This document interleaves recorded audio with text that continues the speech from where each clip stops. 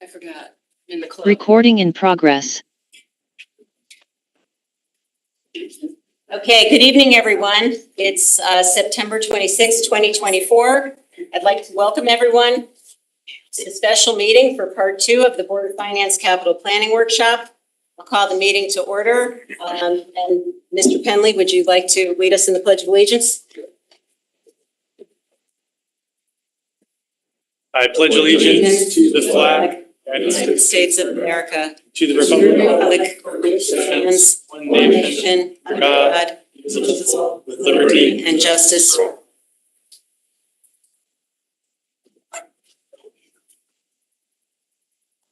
Okay, to the members of the public, this meeting is a workshop format to talk about the capital needs and planning for Fairfield Public Schools. We have no voting items, but we'll be taking public comment at the end of the meeting after the board's discussions. For any members of the public here in person or online who wish to make a statement, we ask that you limit your comments to 3 minutes. Members of the public are also encouraged to write to the board at any time at bof@fairfieldct.org. On that subject, I just want to let everyone know that if you write to the board, the current setup is that your email is forwarded to us through the town system, and it's not possible to respond directly because the reply address is the town, and we see your name, but we can't see your actual email address. This was a change made to filter out spam, and now we've got this new limitation that we need to figure out. And I'm mentioning this because if you have written to the board, you're not getting a response. It's not for a lack of interest. That is why. In the short term, if you include your email address in the body of your email, that will help. And you can reach any or all of us directly through our email address that's posted on the town website. But we will work on getting this glitch fixed. Lastly, I'll just reiterate, we are not voting on anything tonight, but as capital projects discussed this evening do come before us as voting items on future agendas, there will also be opportunity for live public comment at that time. A few things about tonight's meeting.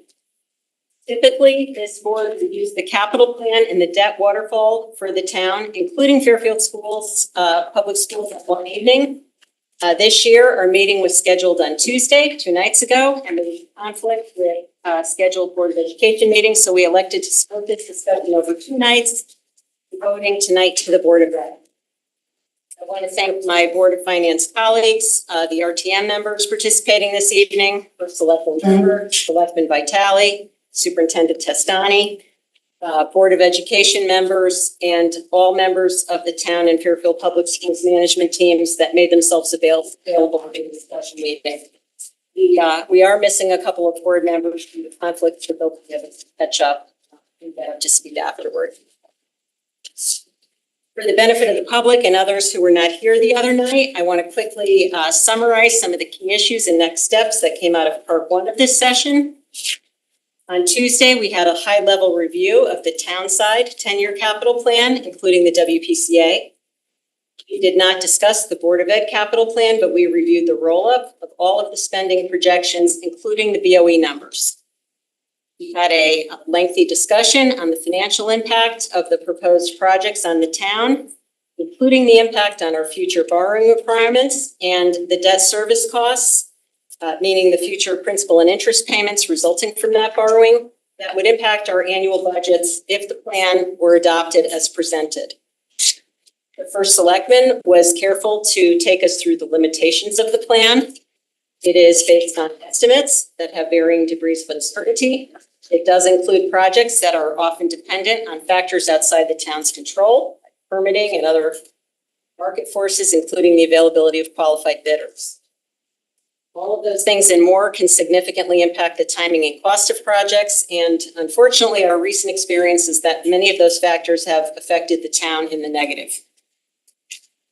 The roll-up as it was presented does have the impact of significantly increasing our future debt service costs. And I think there was consensus among the board and the administration that the magnitude of the numbers combined with the risk in the plan got us to a level that was not entirely comfortable from a fiscal standpoint, and further discussion and target setting is going to be necessary.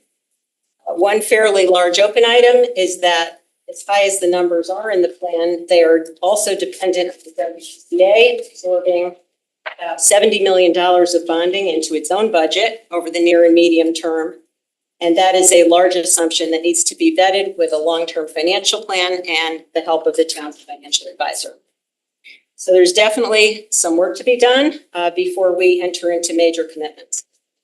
A subcommittee of this board will be convening on October 17th to work with the administration on these issues, and the town is going to look to get some additional resources to help with this. So I know that sounds like a lot. In my opinion, there's been very substantial progress on all aspects of this planning, and we are very far ahead of where we were a year ago. The Board of Ed has done a tremendous amount of work with the Facilities Committee and with Central Office. We look forward to reviewing that tonight. The first selectman and his team have also made significant strides in professionalizing the planning process and pulling together more comprehensive information for our decision making. And all of that is very positive to our ability to move forward. So once again, I extend thanks to all of you. Tonight, we will open up by giving Superintendent Testani an opportunity for an opening statement or presentation as he wishes. Then we want to take an opportunity to just get a walkthrough of the long-range facilities plan that was voted on by the Board of Ed this summer, which forms the basis of the detailed capital plan. And then we will walk through the capital plan itself and have an opportunity for Q&A on specific projects that have been proposed and how they've been prioritized and how the basis for those costs were estimated. So again, we're not voting on anything tonight. The intent is not to do a deep dive into each project, but to get a general understanding of the items and to give the superintendent and Board of Ed members an understanding of any concerns or questions or data requests that might be needed before those items come back before this body for a vote. Okay, so with that, we will move to item 3, to review and discuss BOE, non-recurring capital and capital projects planning, document their timing and related subsequent bonding requirements and estimated impact on debt service levels over the next several years. Mr. Testani, Ms. Jacobson, Mr. Peterson, welcome. Thank you again for being here. Just drafted a letter to everyone. I'll pass out a copy. I'll do a brief PowerPoint that just highlights what's the crux of the letter. So you can read it at your leisure if you'd like. But it does give an overall view of what's occurred over the last 18 or so months with the Board of Education, myself and central office staff, and how we came to where we're at in terms of the projects that will be presented over the next several years. So with that, there's a PowerPoint, I think, that's going to be put up on the screen that just I'll speak to as we go through. But it really highlights what's here, the letter that you have before you.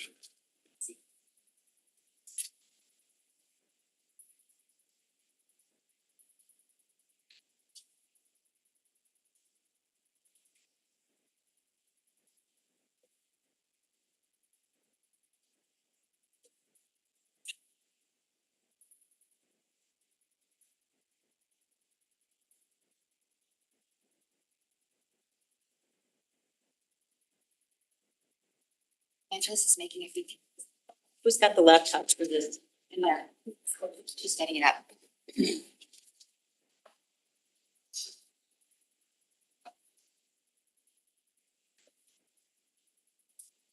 I'll just start by acknowledging and thanking everyone for the opportunity to present tonight. I think can't stress enough that the collaboration between the Board of Education and the Board of Finance is crucial as we ensure that our district's facilities meet not only the educational needs, as well as providing the appropriate working conditions for our staff to best serve our children. As we're all well aware, the district and the Board of Education went through a redistricting process for the state racial imbalance, and this has been an ongoing process for almost 20 years here in Fairfield. I think the deep dive that the board did and over the last 18 months taught us a lot.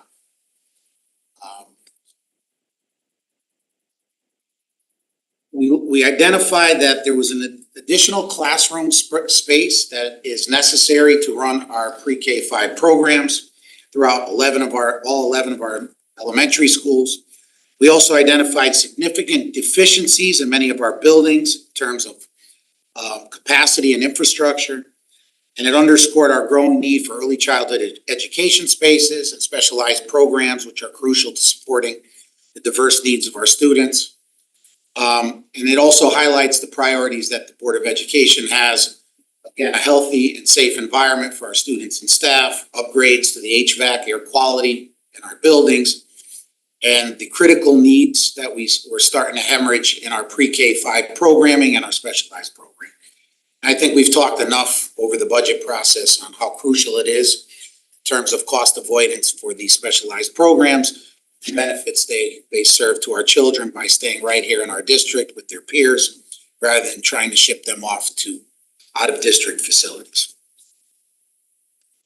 So again, what did we learn? We learned that we need more space. We need classroom space. We need space for early childhood education, and we need space for specialized programming. And we have severe deficiencies in our in terms of building capacity in certain buildings, highlighting 3 of our buildings that are currently operating over capacity by our standards, with Osborne Hill, Mill Hill, and McKinley. We have some severe infrastructure needs when it comes to HVAC and air quality, as you will see when you review our projects in the coming years. Again, addressing our space constraints, 3 of our 11 elementary schools are over target utilization. And our strategic response after all the work that we did over the last 18 months has really come to a head, and the board approved moving forward in our waterfall, in our 10-year facility plan, a new building for Dwight Elementary School, crucial to serve that area of town, also allow us to provide early childhood education for students on that end of town, as well as move some specialized programming that was once housed at Dwight, is now sitting at Mill Hill, back into the building at Dwight Elementary. And then the expansion and renovation of Jennings School, which will serve many purposes, not only providing adequate space and addressing the deficient spaces that currently exist at Jennings, will obviously provide fresh air and air quality. It'll remove the trailer in the back for music. And it will also allow us to move the 5 ECC classrooms that are currently sitting at Stratfield Elementary School, allow us then to move students out of McKinley, which is overcrowded, and help hopefully address some of the racial imbalance questions that exist and move them into Stratfield. So from November 2022 through October 2023, the board engaged in this comprehensive planning process, which involved redistricting, possible school closures were discussed, and repurposing of current schools. The effort was supported by an external consultant, guided by extensive community input. The board recently updated its long-range facilities plan and its 10-year capital waterfall to reflect current district needs and priorities.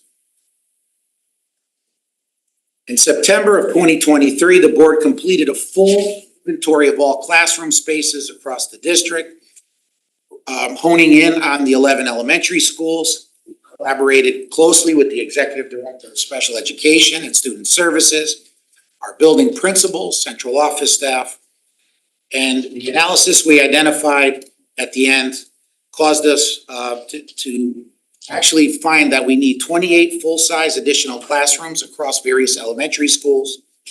To date, we've already added 19 classrooms and repurposed those to serve critical programs such as our TLC, CLC, ECC, and Early Literacy Academy. And that need is just growing as there's been changes in legislation when it comes to kindergarten start age, and so on and so forth. On October 24th, 2023, the board passed a resolution informing the State Department of Education that redistricting was not feasible But in that resolution, we committed to address short and long-term facility needs and ensure access to academic resources for all students. In the short term, we've looked at external facility rentals to help ease some of our needs when it comes to early childhood education spaces. We've done a full evaluation of our existing spaces, and we've used and repurposed rooms now at Holland Hill for early childhood education.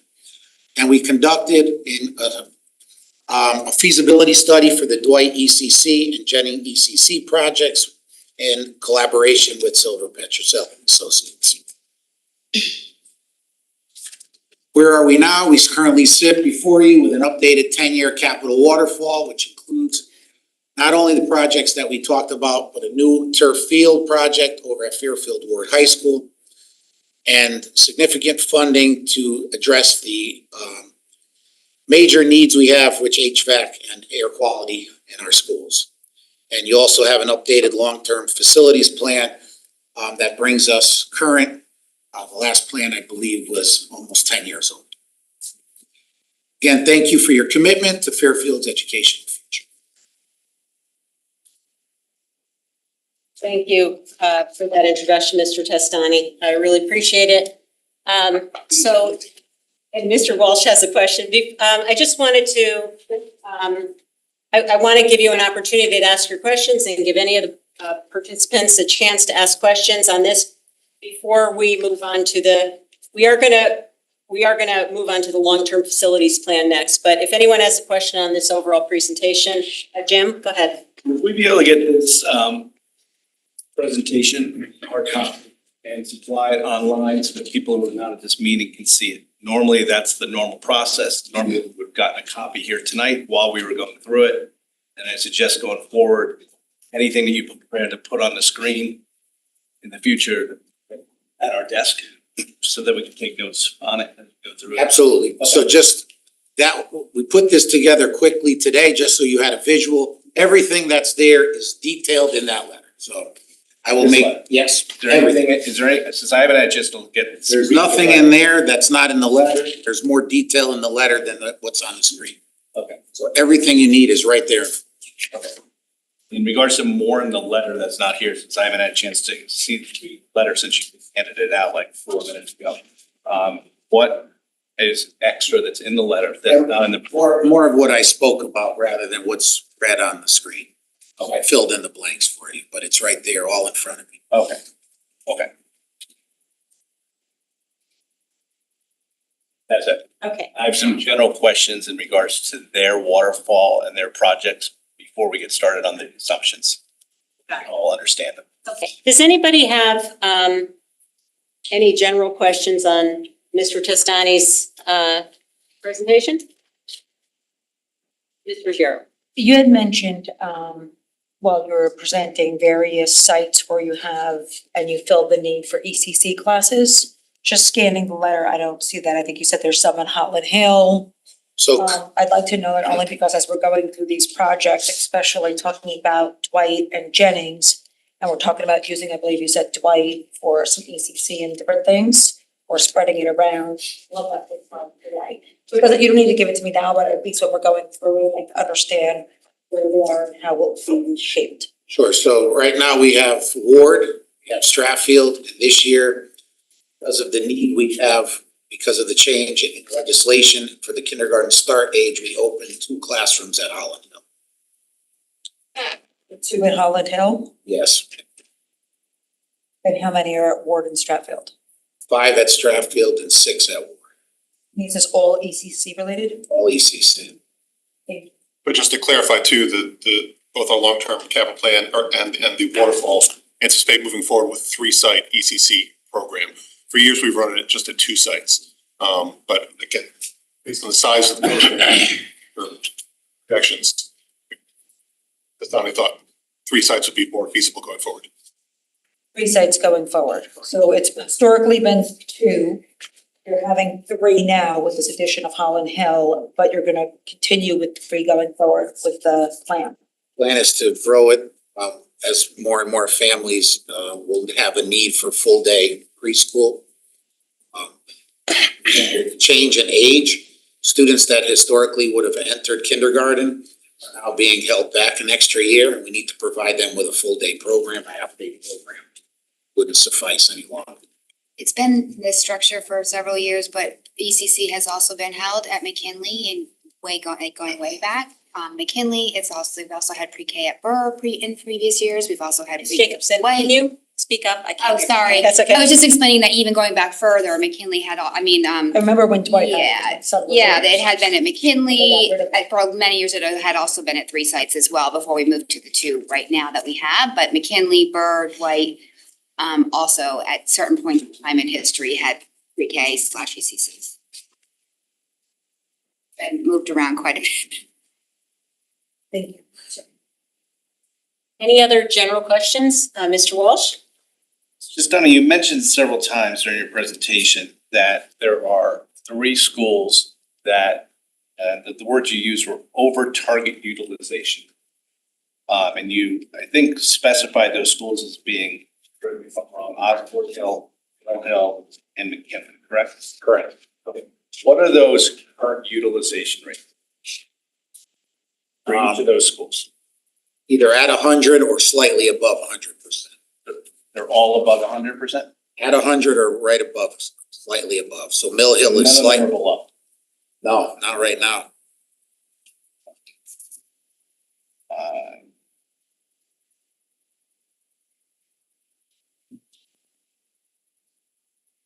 Okay, and you also mentioned that at McKinley, and I just, it was a little fast for me.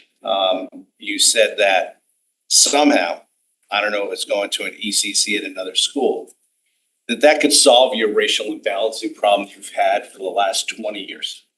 It would help alleviate some of the racial imbalance by moving some students out of McKinley. That's the hope, but that's not the main crux. The crux is to alleviate the amount of students that keep growing at the McKinley. The population continues to grow, we need more space. So by moving a percentage of those students to Stratfield, we're hoping to get 2 things out of that. Number 1, alleviate the overcrowding, but also lower the racial imbalance number as well. It may not happen with the racial imbalance number, but that's not our primary goal. Okay, so correct me if I'm wrong, because I don't know this as well as the 3 of you know this. Are you saying that part of the racial imbalances, that there is some of the children with diverse racial backgrounds are going to be moved over to Stratfield, and that way it's gonna reduce your percentages? Possibly, Possibly. we don't know for sure based on who lives where. It could. That's not the primary goal here. The primary goal is to reduce the overcrowding. If that comes along with it, it's just a bonus. Racial imbalance, I don't know if you're aware, is on pause, right? You know that? Not Statutorily. exactly. Okay, Oh, yeah, it's kind of like over for right the now. entire state? Yeah, Oh, so we don't look at it anymore? not right now, For the moment. for the moment. So then we really don't have to talk about it. I mean, it's It doesn't matter one way or the other if it's on pause. the 2024 session, legislative session. It was, I guess you could say, I don't know how we put it, Under review. on pause at least until 2025. We'll see what happens in the 24 session, but again, like Mr. Tuscany said, this is not our primary focus at this time. So we'll look at it as the years go on. It's defined by the legislature. All right. That's all the questions I had on the presentation. Thank you. Mr. Chair? Follow up to that. Does that mean redistricting is off the table for now? Yes, we told the state last October, we sent up the information, at least they didn't have us up for a few months after that, but that it was not feasible. None of the scenarios that we were given by SLAM worked and or fit into our footprint, and that we were going to focus on honing in on our facilities work, digging in and updating our plans and identifying our needs were going to be going forward and really focusing on Fairfield at this point. Thank you. Mr. Penley? Yeah, I think we should talk about redistricting because it's my understanding that it's on pause. It's not off the table completely. And one of the things I liked about your presentation, what you put together, is that it is a comprehensive plan that's trying to address racial balance. So I think we should get into it because my understanding is it's not off the table until it's actually off the table.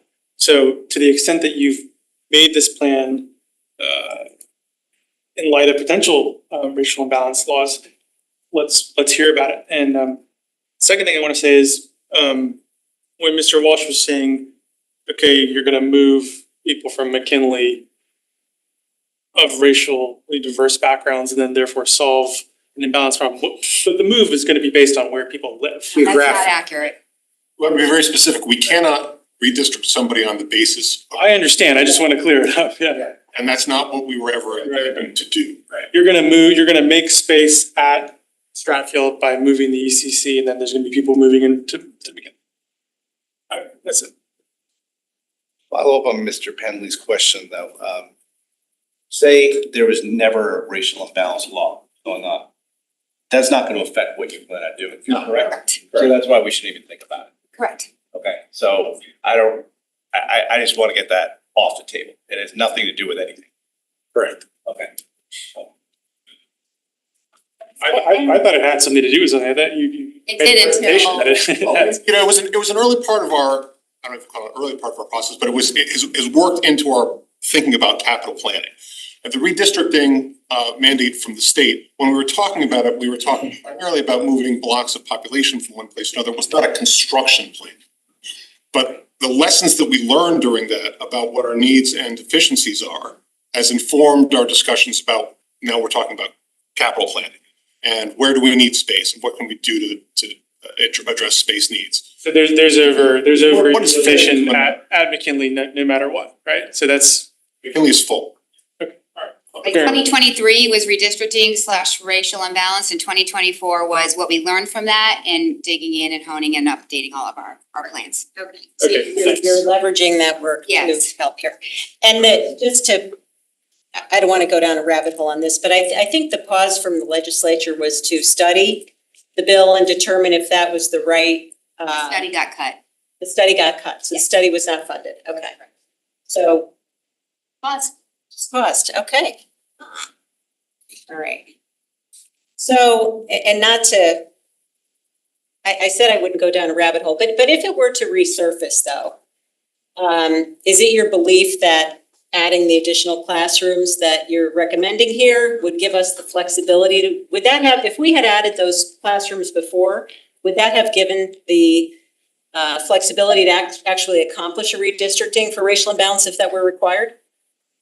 I think it would have contributed and helped greatly. I don't know for sure, but I think having additional space in places like Dwight where you can move kids and open up space at Mill Hill, it was all a puzzle that as SLAM folks explained to us, it was basically shifting kids in a way, a clockwise manner. And unfortunately, because of that, there was some schools that had to be skipped over in terms of taking populations of kids, because there was just no room there. So you couldn't consider moving any kids to Osborne Hill. You couldn't move any kids into Mill Hill. You had to take kids out of Mill Hill. So it definitely would have played a part in solving some of our quandary when it came to. We determined, we were about 30 classrooms shy to be able to do any of what they had brought to And us, so given then- the current uses of the full-size room. Understood, okay. And again, I have no idea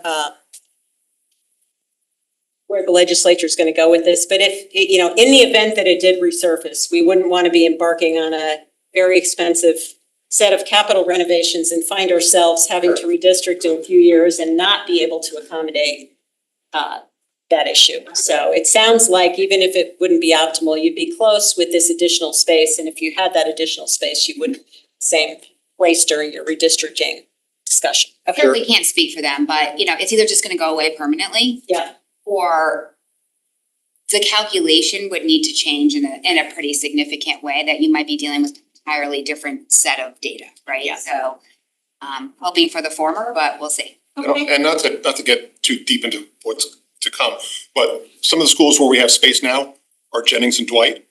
And Jennings and Dwight are the oldest schools that have not been renovated. So the idea of moving large blocks of kids into schools that have not been renovated for 60 years is a big lift. Okay, well, thank you. Again, I didn't want to go down the water hole on that, but I think, to the extent that that's a risk and, we've been trying to anticipate the risks to the other plans that have been put in front of us, and it sounds like we're not too concerned about that, so, okay. Mr. McDermott. Thank you, Madam Chairwoman. Mark McDermott, RTM District 9. I'm a little out of touch with the ECC since I'm a senior at Fairfield Ludlow and a college grad. So I'm assuming we have these 3 schools on the same side of town with ECC because we have capacity there, classroom capacity. I know for years it's traditionally been at Ward. My question is, how do you decide who goes where? And are these students bused there or are they parent drop-off? Both. So there are bus students, there are drop-offs. Historically, the assignments were done one way. Try to keep kids that would then feed into certain elementary schools. Right now, we're looking at classroom space availability and filling it and trying to evenly distribute students. And then they would pick up with each other in kindergarten. So, and Holland Hill is strictly, both classes are full day. Those are students that would have normally gone on to kindergarten had the law not changed and are doing another year in preschool. So we did all these renovations at Holland Hill because we had portables there. We had classrooms that weren't right sized for certain programs. Are we back to cutting classrooms in half there again, or? No, but if population continues to grow and we don't add this precious space, it's gonna be concerning. We'll have to move the ECC again, we'll have to bounce it around, which we don't wanna do. So would it be a goal of the board and the administration to hopefully have, you're talking about Dwight, having ECC spread out a little more throughout town so we can reduce the cost of transportation, number one? Right. And they're already in the area where they're gonna ultimately go to kindergarten when they get done with the ECC program. Correct. We did do an ECC transportation audit and recently, just to get an idea of how much time. I don't know if you're aware, but for students with disabilities, the state has a guideline that they shouldn't be on the bus for longer than 60 minutes. And there is a very large discrepancy in terms of, because of the locations, you've got some kids that are on the bus maybe 12 minutes going to ECC and other kids that are just under that 60 minutes. So when you times that by 182 days, some are sitting on the bus for 172 hours one way and others are like 12 hours here. So that we did think about that piece of it too, the transportation piece, but as you know, we're still significantly challenged in transportation as it is just still from coming out of COVID. So transportation continues to be a challenge for everybody.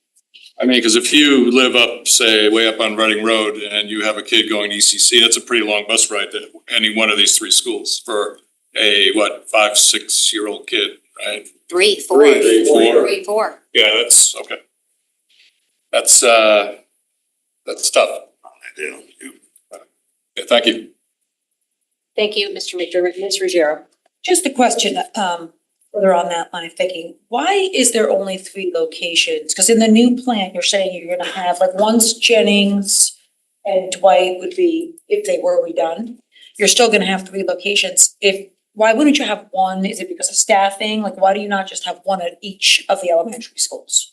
Well, the department prefers to cluster classes together because of the needs of the students that have special needs in the program. So they can get we could service them better, teachers can collaborate, we can maximize space in terms of OT, PT and all those services. So it makes it a lot more manageable and kids can get the services that they need in a much more efficient and effective way. If we started spreading it out through the district, that could have additional budget costs. So when we sat before you each year at budget season, we get a bunch of questions as to why do you need that there? Why do you need that there? So this way we can condense it into 3 locations and provide service to those students in a more effective way. But if you had it at each one, you would certainly offset the bus, long commuting and time and resources for that. You need more buses though, I guess, possibly. possibly, but we'd need more staff. And specialized spaces. in each Specialized spaces, right? Possibly staffing, that's why I was asking. Yes, yeah, specialized spaces as well. Thank you, Ms. Ruggiero.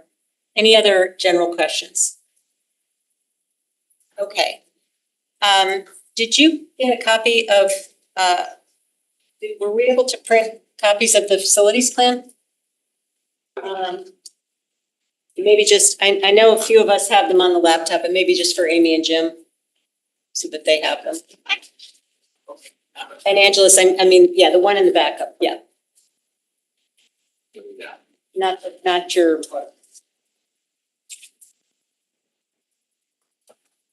Yeah, okay, perfect.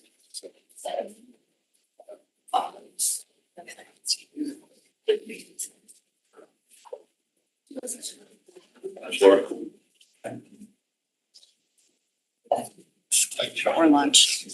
Yeah, go right ahead, yeah. I can share.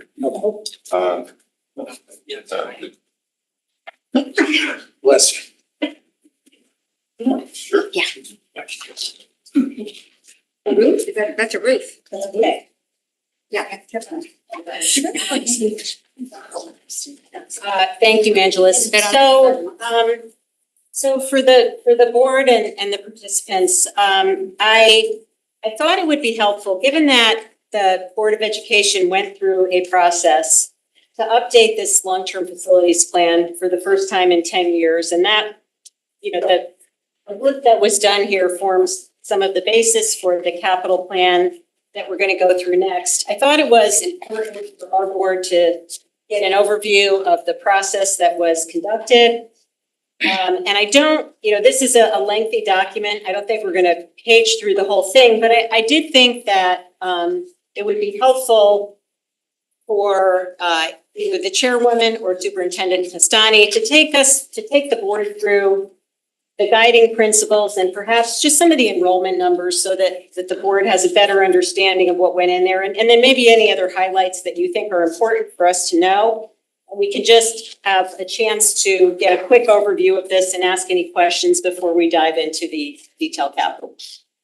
So, Okay. all right. So just, and if you want to point us to, so for everyone, I think, well, if you want to make an opening statement, that's fine. And then just point us to where you want to look. So many of you who've been around for a while know that the Board of Education has had a long-range facilities plan for decades, way back in the presentation. At various points in time, they are updated and voted on by the board. I believe there was one in 2002, then there was a 2008, then there was a 2015 update, and then this is the latest one for 2024. So like Donnie said, just they're about 9 years old. So the process was that after we got through budget in 2024 and had given all that information to the state, and we had taken a vote on our resolution that we were going to focus on and focusing on Fairfield. This was brought to the full board, the 2015 version, in February 2024. Is to say this is the project. We're going to start to facilities committee is going to start to look at this. This is the current version. Just bring it to the full board. Just brought again in March to the full board for some input ideas, just to get. We hadn't even actually started anything on it, but just wanted to give the board opportunity to lend any input on it before we got started. One of the main goals of that update was that we were going to reach out to every building administrator in the district and have them join us at a meeting, so that they could walk through what was currently in the plan for their own buildings and give, since it was so old, and give us their input on where things stood in the plan, what they thought should be changed and updated, and there were changes. One of the most important pieces was to hear from Jennings and Dwight in the schools that haven't been renovated yet, and then immediately go to our most recent principals, Mill Hill, Holland Hill. What were the lessons learned for Holland Hill? If you could teach Dwight something, what would it be? What did you learn through that? We just did a very comprehensive process with administrators and did that all the way through. So pre-K-5, the preschool administrators all the way through our high school principals at Walton, Fitzgerald, Ludlow, and Ward. So that was really, really helpful. A lot of themes bubbled up through those conversations. with them. And it was really great to sit with them to hear about how things have changed since 2015, how the needs of the spaces in their buildings have changed since then, and needs of students have changed, and how they utilize their spaces. So some of the changes that were made are very much so with the input of the administrators that we made. So the facilities committee went to work. That took a few meetings. So I think we had 4 or 5 meetings with the administrators, and then we started working on revisions with Papa George. And we had a draft. We brought that to the board. Again, that was in May for a redlined version, so to speak, of the document. So they could see where the committee was at that point in time. So that they'd have a view of it. And then in June, we had a first read and a vote. So all along, I'm taking some feedback. Some of the board's input was that this plan, the original one, have like a glossary. You know, so if anybody in the community don't know what CLCs are and TLCs and ELAs and things like that, to put in a glossary. ECC was not in any long-range facility plan of any year. So we added ECC to this long-range facilities plan. Walter Fitzgerald, our third high school, a paragraph, but Walter Fitzgerald was given its proper format like any other school. One major change is that we pulled out all of the. So in previous iterations of this plan, you had years with money and what was going to be done, but ultimately those were wrong and didn't happen or were wrong numbers. So we decided that money would come out and that this plan was really a statement of need of each of the facilities. And that the money or the funding would live within the documents before you tonight, your cash flows and your waterfall. So because the money that wasn't here would ultimately always be wrong, right? So that separated those two out. Some of the other, I think that's pretty much it for like big takeaways. Our updated, planning principles are in here. There's a new index, and one of the major changes too that we added was my favorite things, boilers, roofs, and elevators were not in here. So we added appendixes for those things so that Mr. Papa George could update them if things change, basically based on warranty dates, to be honest, but sometimes we can squeeze it out of those. So they are in each building for when they would be needed, but they are also an appendix so that it wouldn't require us to vote, like if a boiler needs to go a year later or so. I know boilers, roofs, and elevators were a big add that we put in here because they can be costly and are a very obviously important part to the functioning of our schools. So I think those are the big takeaways. Do you have anything? Anyone else? I think the only thing I would add is if you look at page 3, and look at the elementary school projections. And I will point to Osborne Hill, Kinley, and even Burr. If those projections are accurate, we're not going to have classroom space in those buildings to add appropriate sections to house children K-5. So these enrollment projections and Mr. Proctor, anything for the state are required. You have to put your 10-year enrollment projections and your long-range facilities plan when we get to submit for projects. Enrollment projections were done by SLAM in June of 2022. So we're about 4 years old now, but that's why it doesn't go all the way through because we had them through that year at the end there. And so these were the projections. So we do have years of actuals for the first 3 columns or so. That are slightly different than the projections in here, but those are in here because they need to be for this date as well. Where are the actuals for the last 3 years or so? Well, the actuals would live on our website. They're on our website. Be able to supply our board. I just want to see What the difference is. Very, very interesting. I mean, for example, how many students are at Dwight right now? Right now, today? Yeah. Second. Something. 252. 252. I don't know. Kelly. It's around there, I think. Not as of I think today. it says 243. It's in here. That's their projection. That was the projection. Projection. No, the The current actual. actual for the 2024-25 As year. of September? Yes. I can look it up for you on the I website. have it right here. 44. That's the projection. Those numbers are updated every month on Yeah. the enrollment section on the Fairfield Public Schools website. So And that goes back years and years and years, so. We're at 328 as of last week. 220. 228, excuse me. And, yeah, I can give you some actuals for the first 3 years, like if you want them in terms of overall, but we came in higher for 21, 22, 22, 23, and 23, 24. So what we're projected. And McKinley, again, it says here, what the projection was, we are over that projection already. And the other schools, Osborne Hill as well, and North Stratfield is also becoming something that we have to keep a close look at as well. If those projections continue to be accurate, that we're gonna run out of space at North Stratfield. A bit of context to that, it's always very easy to look at the raw numbers, total population of the school. But one of the things that we look at most closely is the number of classrooms that we need, full-size classrooms. And depending on how the population splits between various grades and our class size guidelines, we could be full, we can have all classrooms occupied, but still be less than the 504. The 504 is, our max capacity for a school like McKinley. But right now we have classrooms.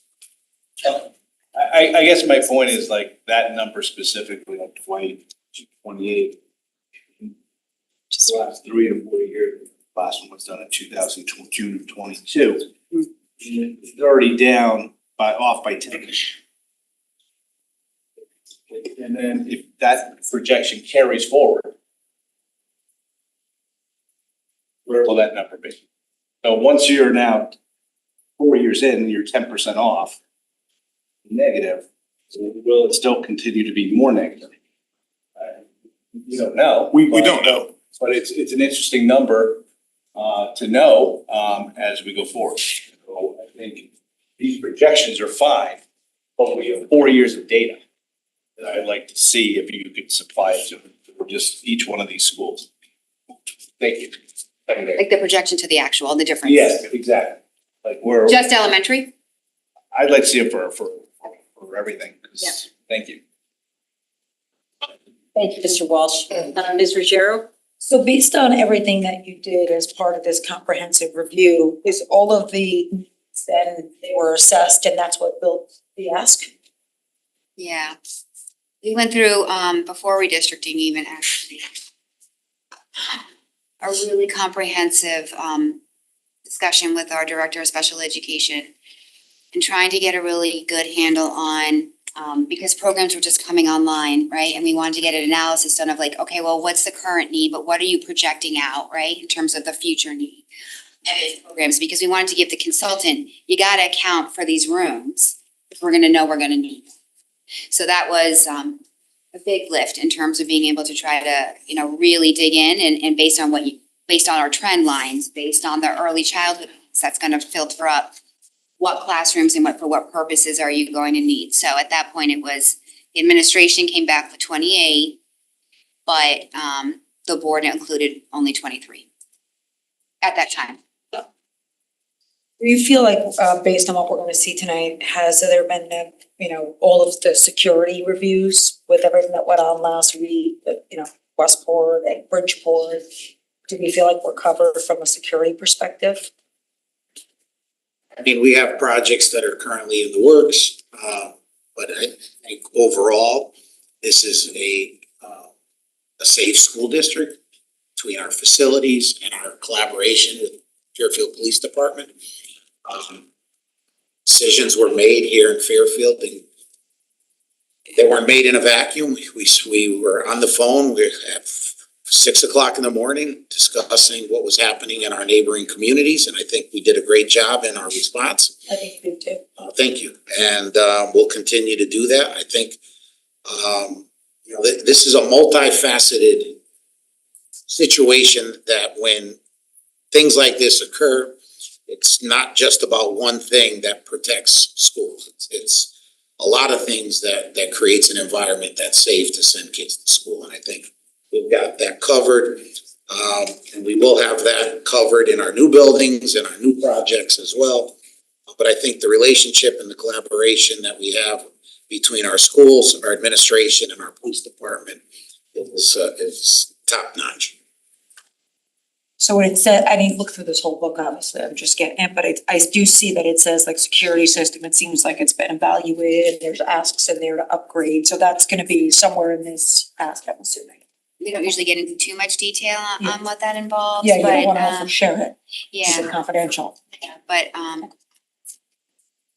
always very mindful of the board tries to defer that to the professionals in our community. Thank you. Mr. Britton. Peter Britton, our TM District One. My question is just a general one, really. But I see we go from generally 4,000, 4,100 elementary down to 2,000 in middle. Wondering why that drop. And this is just, again, just for my education, I guess. But then back up when we go to high school, it bumps up to like 2,700. It's Why did that change? So, I mean, we're dealing with, K-5, that's 6 years of grades versus 3 in the middle schools and back up to 4 in the high schools. There was some low birth numbers for a few years, but then as you can see, when those 30, 31, 32 elementary kids will start filtering into middle school, those numbers will jump up again. And the enrollment projections, just remind you, is that kids goes to K-5, you don't have pre-K in there. So just be mindful, we ended last year with about 243 pre-K students. So add that to your thinking in terms of that's not anything. Sorry. Good. Thank you, Mr. Britton. Other questions? I have a question. Henley? So looking at, when you see the enrollment projections, what should you look at to compare this to understand like what the capacity is at any one of those schools? What's the? We do have a building capacity chart in the back. That does change, so we did actually talk about like, do we want to keep this in or not keep it in, because it did change, but I think that it's helpful for the public. Towards the back. I can explain some of the capacities, because you might be, So is this on page 30? yeah, thank you. And I think there's a 2 in the wrong place next to Dwight when it should be Holland Hill. However, so if you see in the first column here, you've got the K-5, what we call functional capacity. And that's, let's say, that's how the building was built, right? That's the number that the building was built at. Gives you a number of the total full-size classrooms at each of our buildings. It gives you the K-5 section, so to speak, based on the size of the building.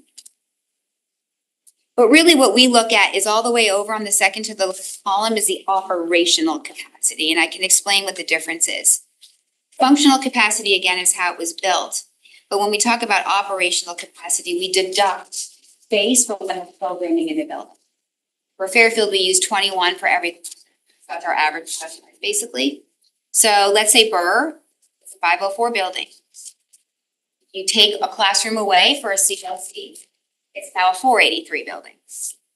It's a 504 built, it has 2 CLCs. You subtract 42, that's how you get to your 462. So what we operate on when we talk about utilization and capacity is actually how each of the buildings are being used and what programming is in each building. And as you'll see, some buildings have programming and some buildings don't have programming. So so Burr programming, Dwight doesn't have any. It used to have a CLC in pre-K, it doesn't anymore. Holland Hill, as of this year, has 2 ECCs, so I've got 2 to drop down 1. Jennings has 2 CLCs. McKinley has what we call 3 ELAs, but that's a little bit of an exception. I can explain to you why it's still a 504. Mill Hill has 2 CLCs. North Stratfield doesn't have any. Osborne Hill has 2 CLCs. Riverfield has 1 TLC, which we call a therapeutic learning cohort. Again, I know that we do the soup thing, but it's in the back. Sherman doesn't have any, and Stratfield, as of this year, has the 5 ECCs. So we deduct capacity for each of the programmings from what we would call the functional capacity of the building. So this was a point in time. Just to clarify, so when the capacity, the percentage is the ratio of the number of students over this functional capacity. So if it was 462 students in a 462 building, that would be 100% utilization.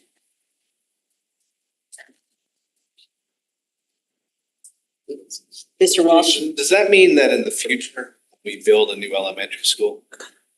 We plan on having some of these things, we're gonna have to build them like 640.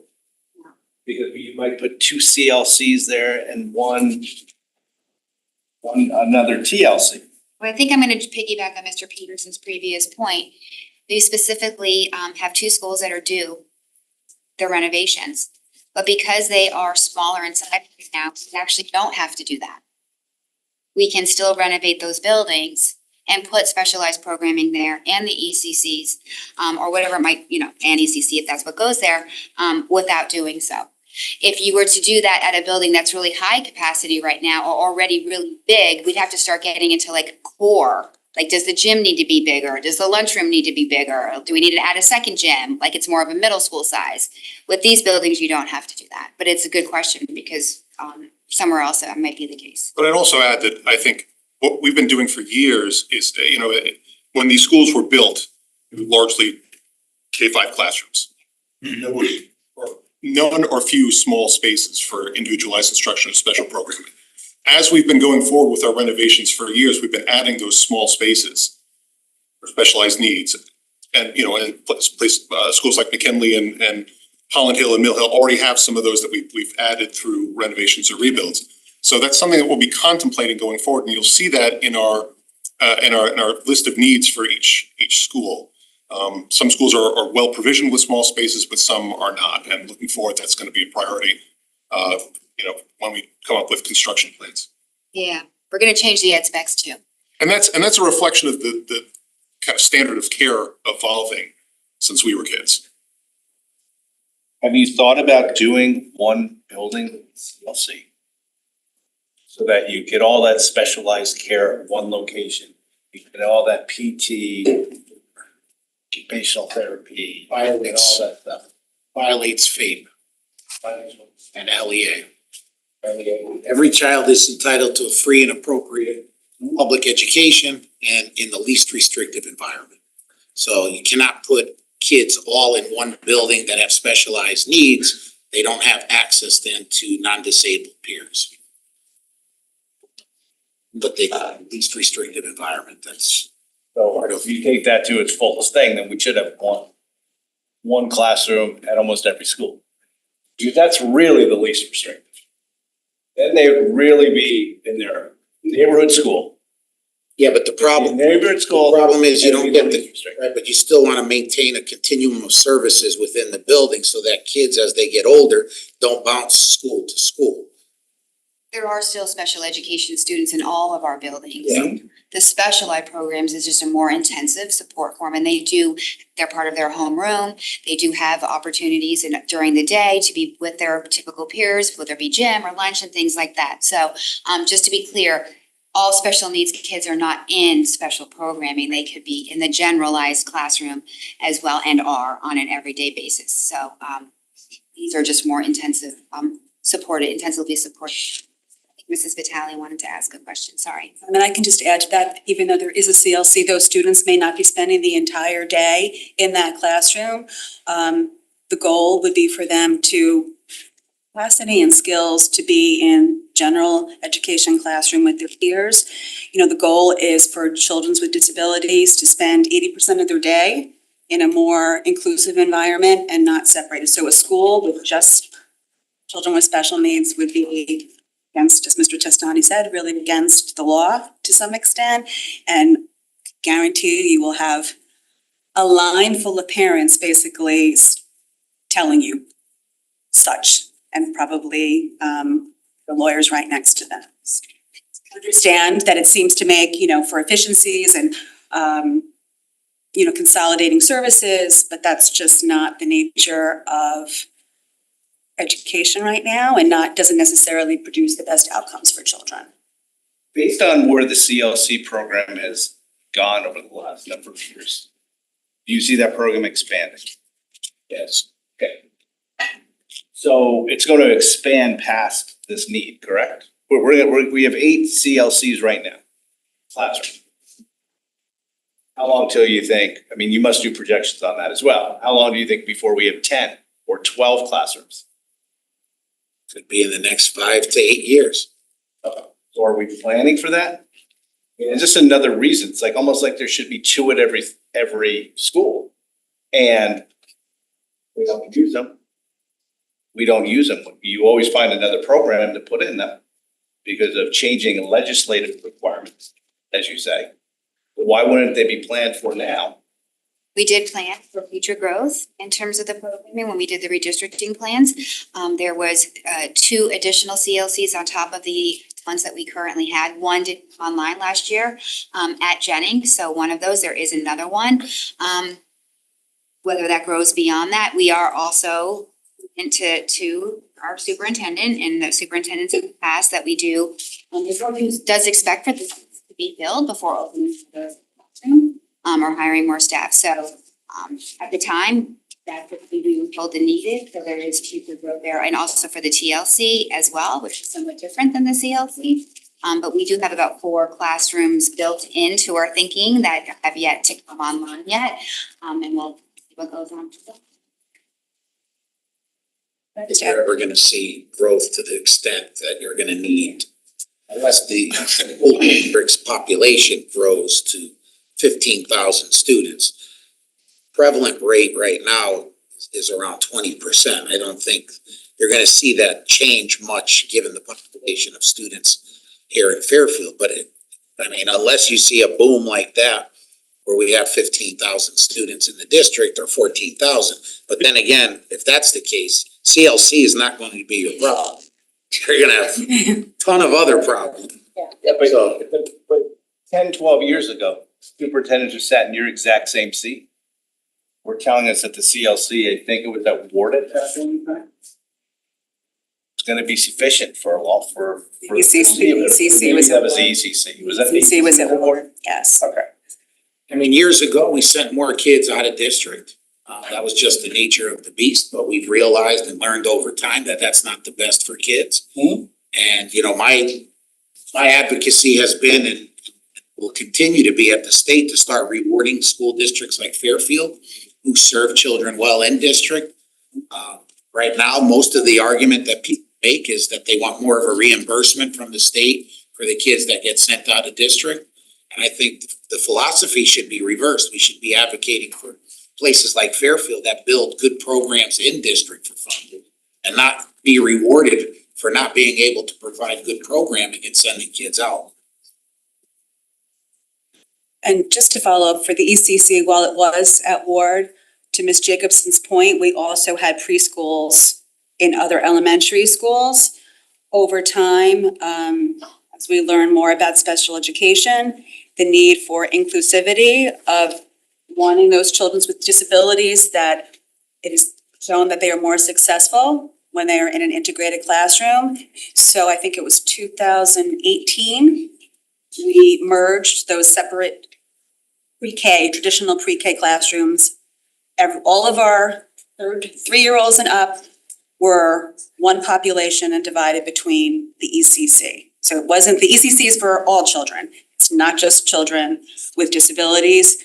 Going back 15 years, it was more just children with disabilities and a handful of typical peers. You know, the goal of the district and planning is really for ideal a 50-50 ratio in these classes for children who have disabilities and those that don't. And just want to, Mr. Testani gave 2022, 2023. Well know that this work has been going on for decades. It's been ongoing. The long-range facilities plan was started by revisiting the guiding principles, engage the public in that work. And when talking about headroom, ideally planned that 85%. You realize that things might change. You might need another CLC. There might be a new program. You might get a population bump in a particular school. That little bit of flexible space is needed. Can't think that every single inch of element.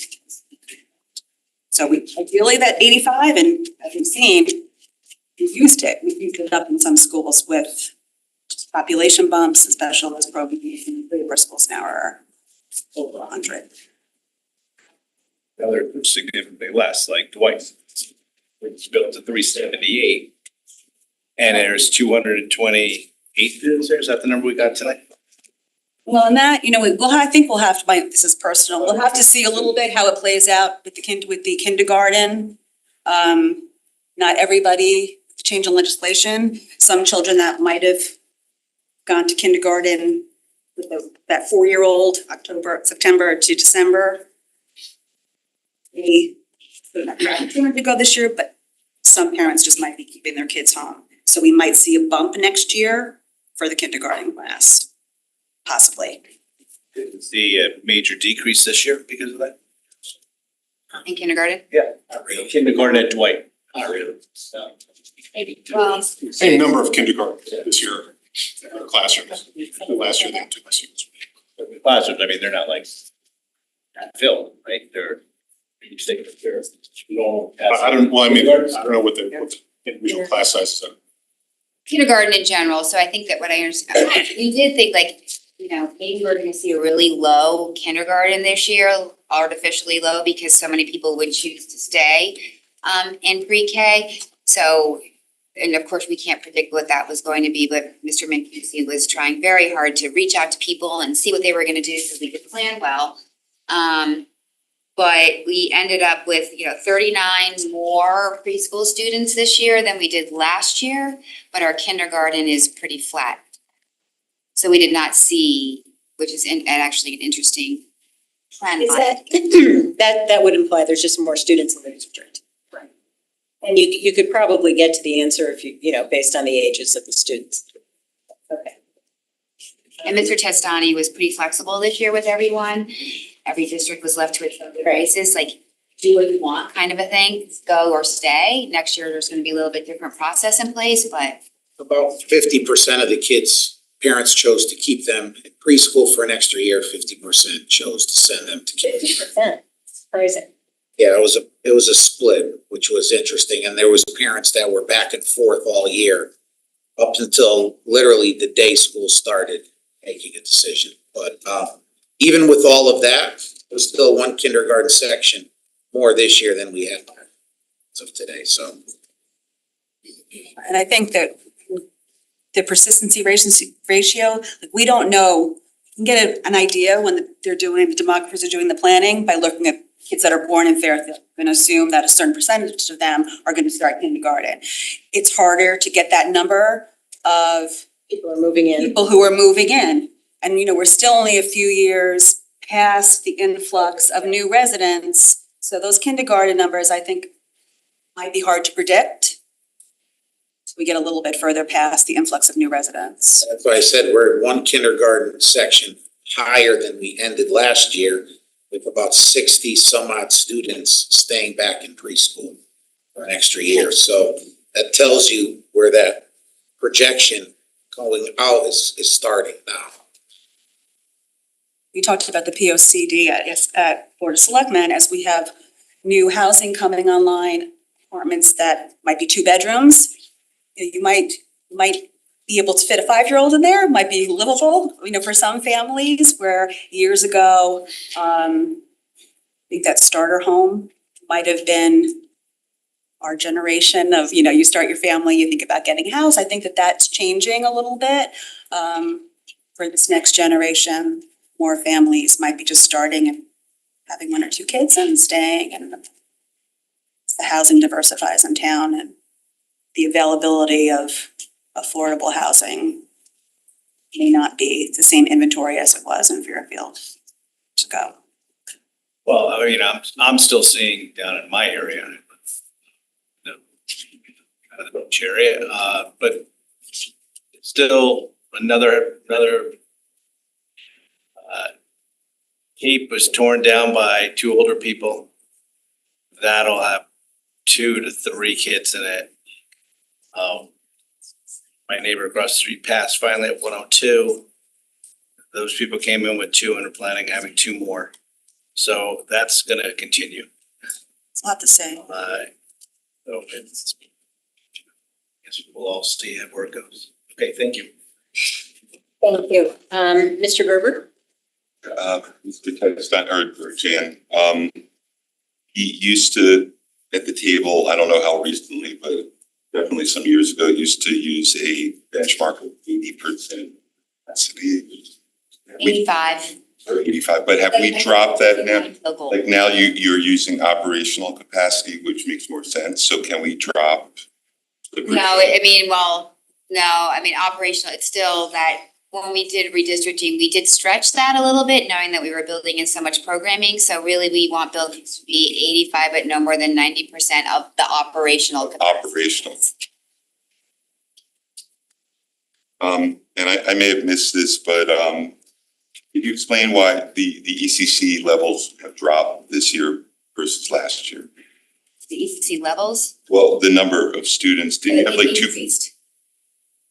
I was maybe looking at the wrong thing. I saw in September 202. Right? I may Yeah, have but missed. that changes That's- throughout the year. As more kids turn 3, they'll keep adding. Got it. But if we continue on the growth pace of previous years, Okay. we're gonna have well over 300 kids in the ECC. Versus 240 at the end of So, last year. last year, from beginning of school year to end of school year, we added 91 ECC students throughout the year, because as Okay. they add, so add 100 or 80 to 100 more that will come online. So when you said we're at, so you were looking at operational capacity percent of 85. We're at 92 for McKinley, 93 for Mill Hill, 97 for Osborne. Programming, because those are those buildings, well, see, McKinley, I wanna be careful when we talk about McKinley. The Early Literacy Academy is at McKinley. McKinley was designed in a way we probably wouldn't repeat, but it has these 3.75 classrooms. And that's where the ELA Academy is being held. If it were to go in any other building, it would be in a full size probably. So we don't actually track them technically from the 504 because they're not full size, so we're still gonna count McKinley as a 504. However, if it was like a closet size bigger of a room, McKinley would be at about 109, I think, 106 to 109, I can't remember, maybe getting reversed, but well over 100% in terms of how they would be operating today. But because they're in just a little bit of a smaller room, we still keep counted as a 504, but really it's operating at a very high capacity. They have 25 sections this year, Mr. Bassani, I believe. 25. 25 sections, and it's a 24 section school.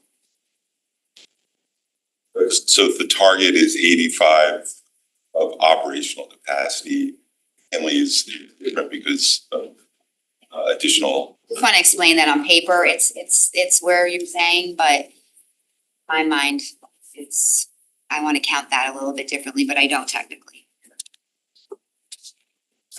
Thank you. Other questions?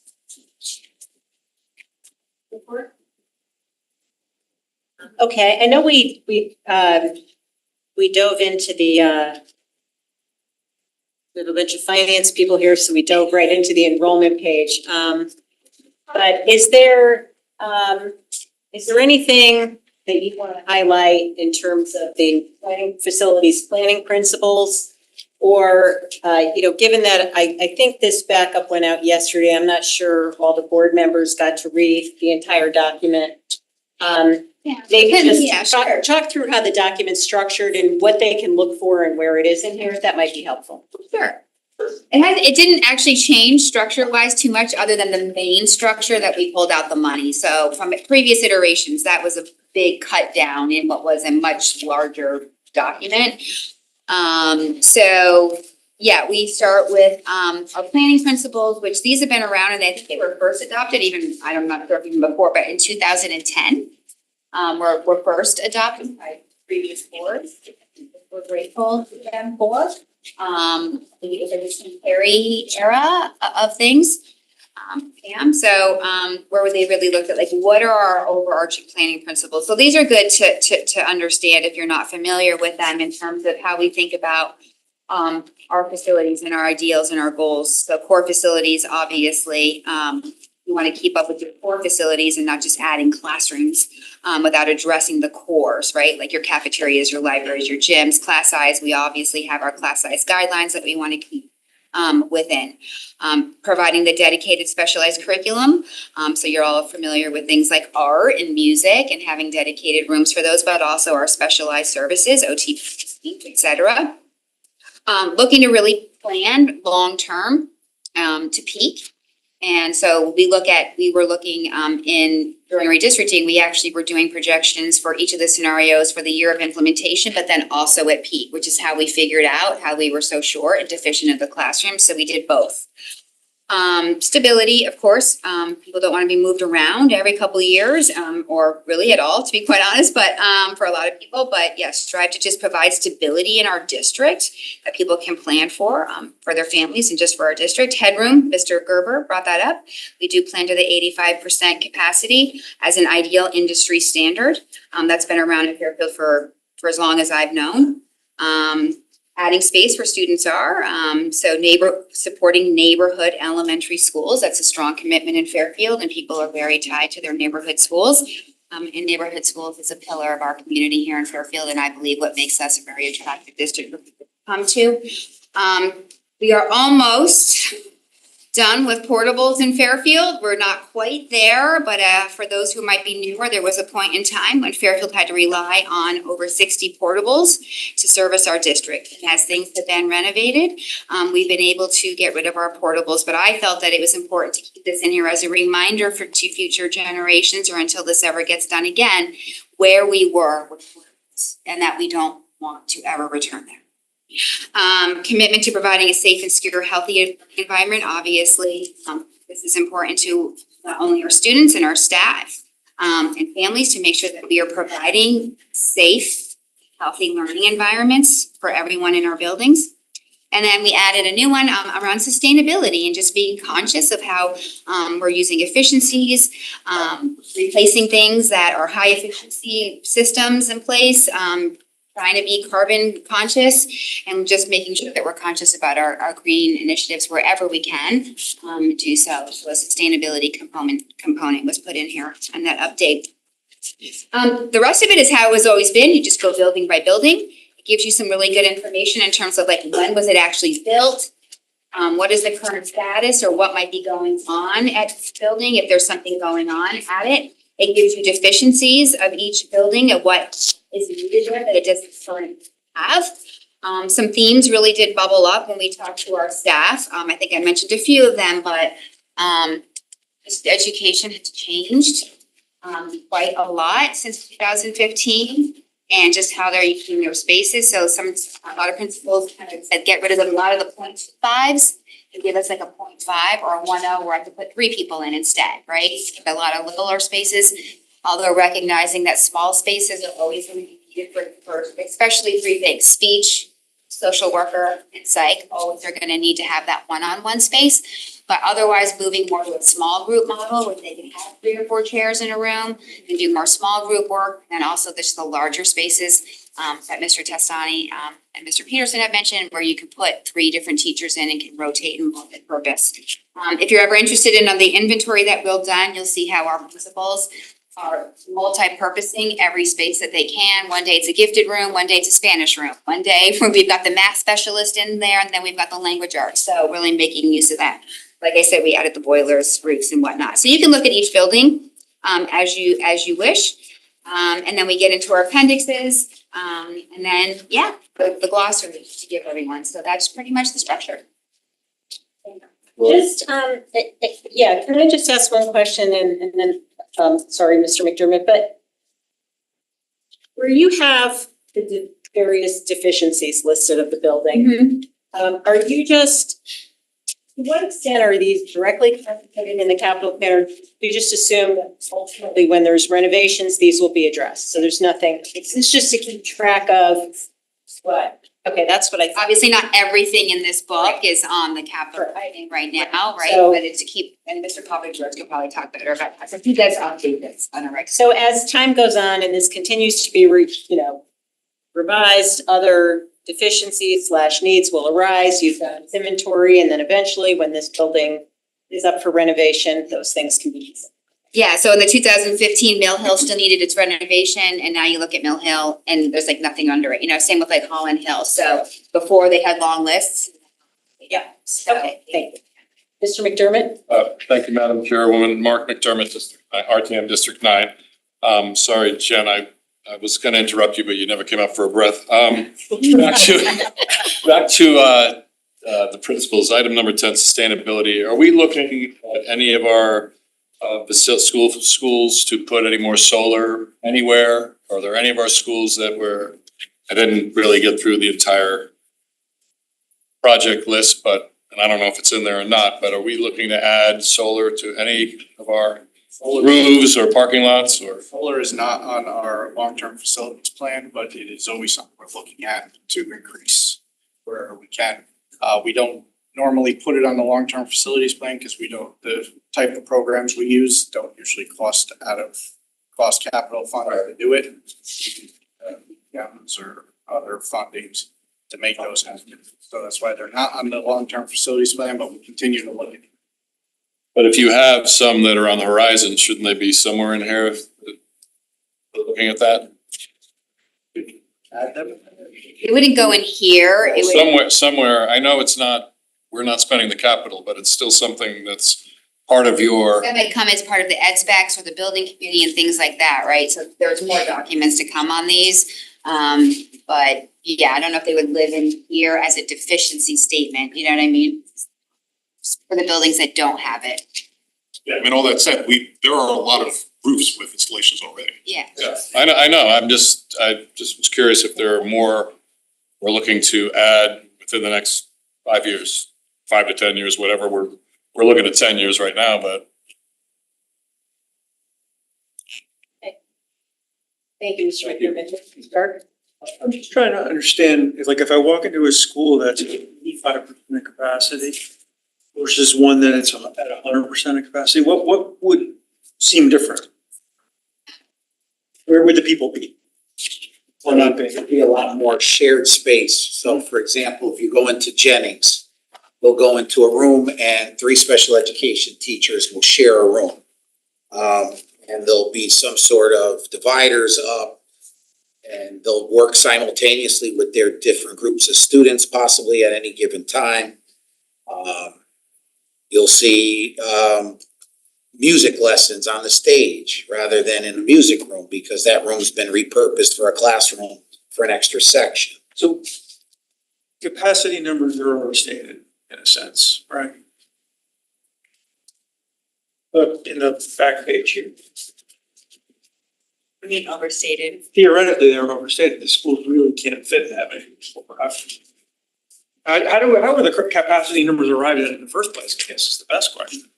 I don't So when we're talking about a 504 school, we're talking about 4 sections per grade, 21 kids per classroom. And it's a very raw and unpolished number. Yeah. So it the needs capacity to be number that we in context. context. Okay. 21 times 24 is 504. Yeah. That's right. So it depends on how many sections you plan to have.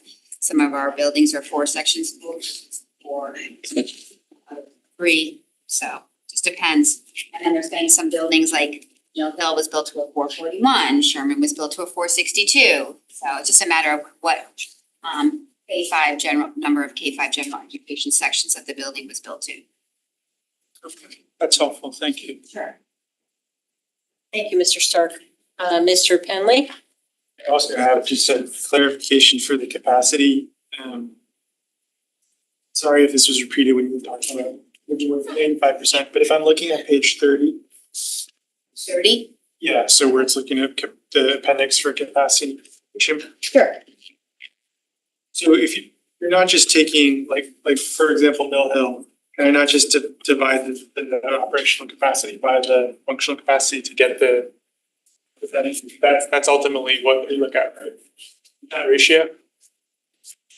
Yes? I'm sorry, I can't hear you. I think Well, it's the I'm sorry. students divided by the functional capacity Students, okay. in terms of the utilization. Yeah, so Mill Hill, for the example of Mill Hill, it was built to a 441. Yeah. We have 2 CLCs there, so subtract 42 from that, 21 for one CLC, 21 for the second CLC, and that's how we get to 399. I see, okay. So it's operating at 399, right? Because you can't use that room to hold another section because the CLC's in Okay, thanks. Well, to further complicate things, I think Mr. Peterson said it the best. You're looking at X amount of sections times 21. But if you have a section with 18 and another section with 23, you have to add an additional section who goes over, but you're not reducing in the one that's below 21. So it then adds a section to the building, but not more students, so to speak. So it's also where the children sit in each grade level that helps drive the classroom utilization. So it could be 470 kids. If they're not all evenly distributed amongst the grades, it could add more sections than if there was 540. So a school that is at 85% capacity could still have all of its K-5 classrooms in use. And if we needed to add one more classroom, we would be in trouble. And is that 80, so like looking at, my head page is open to North Stratfield here, so where you're seeing capacity deficiencies, the schools that get a section here filled out, is it 85% or no, it's not that simple? On that, Yeah, I don't understand. Okay, like for example, Riverfield doesn't have, I was looking at Riverfield, that's where my kids go, Riverfield doesn't have any capacity deficiencies, but some places do have capacity deficiencies, like, Well, those have been renovated. as in, Riverfield was. the recent renovation. Yes, 15?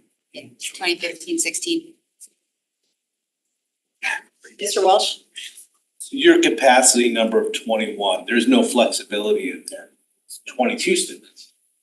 You have to go to a whole new section. You need a whole new class. Well, 21 is an average. Yeah. 21 is a planning So number. what's the number that you have to go over, that you'd have to? Depends what grade level.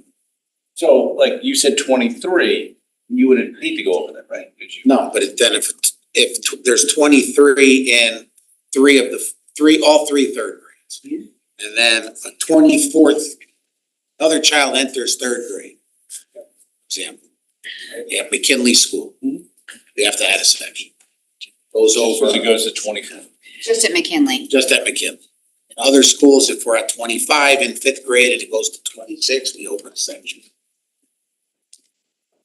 My other questions are, I just happen to quickly go through these space deficiencies.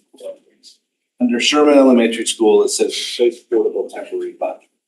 What is the temporary portable classroom? Is that the band room that used to be there? Used to, that's not being used for instruction now, it's being used for storage. It was never supposed to be for instruction, even when it was designed when we put the annex in there. It was just this, the principal asked that it remains at the time. It's being used for storage. Just being used for storage. So it's really not a portable classroom, it's just, there's no kids in it. It is a portable classroom, it's just not It being is, but used as an instruction right now, but I mean, it's old too. I don't think we would ever probably use that, but the portable at Jennings is being used for instruction. Okay. Yeah, it just looks a little, I was like, I don't think they're teaching out of there, I mean, so you could take down the temporary classroom. Just put a container there. A pod, and store the stuff, I guess, You'd be correct? surprised how expensive pods are. Well, you can buy a container. Okay, so that's one of the questions I had, and then the other question I. Put that in the budget. I know, seriously. Don't ask me why it's there.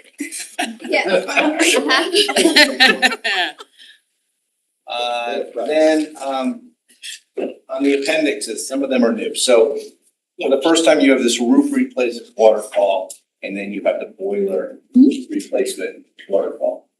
Does that mean that you're now gonna be budgeting these in those given years? So I should expect that in, say, for the roof replacement, you'll have budgeted in those two roofs, 2029, that budget, when the budget's prepared for the Board of Ed. Not exactly, but Budget meaning We waterfall? get our budget for them for the year. Well, these are capital. Mr. Papa George, can you explain what we did here, that these are warranty dates, not These are- necessarily replacement dates? Correct, so as we approach those dates, we evaluate them and see if we can extend the warranties possibly, or if we're having issues with those, but so this is, we wanted to give you the idea of when we will start. So they're really warranty dates. Warranty Oh. based on this. Okay, but the boilers don't have warranties, correct? They do Do they? not, so we're using, some do, but most of them do not at this point. So we use average lifespan, average life expectancy of a boiler. And again, those are dates that we will start to look at the individual boilers and evaluate whether we're getting good use out of it, our PM programs are successful, so we can push that off, or we really need to start planning to replace these at that time. Or they just blow up naturally and Ugh. you have an emergency situation and then you Please have to no. spend money that year, It right? has happened. There's a jinx. I know, like. We're gonna hold that back out of the universe. No, I mean, you guys have come and Tomorrow. told us about. Can you pull that back for me? You come and told us why you're short on money, Yes. because this one blew, not technically explosion. No. But they Died. become non-functional. That's all the time it's happening right now with like the McKinley chiller. I mean, that's a different category. Yes, yeah, okay, okay. So these are just projected replacement years. Yes. Based on what you consider the useful life of individual. That's all I have for this report, other than, was this voted on by the board? Okay, what was the vote on this? What was the vote? Unanimous, 7-2. 7-2. Okay. So can I just follow up on these dates? Some of these have dates that are, I won't say around the corner, but 2027, 2029, are those on the capital plans? Yeah, Some so boilers on the capital plan. I didn't go back and forth, but like roof replacement for, Deerfield for the two high schools are here in 2029 is the projected replacement year. Are those on the capital plan in those years? Those are warranty dates, so when the warranty is approaching the expiration date, that's when we do our evaluation. And so Steve then replace them at that time, just if the warranties are expiring, there's extension programs that we can do, so. Okay. We just wanted to put it out there that this is when we were starting to focus on this. So are any of these roofs in the capital plan? Which ones? I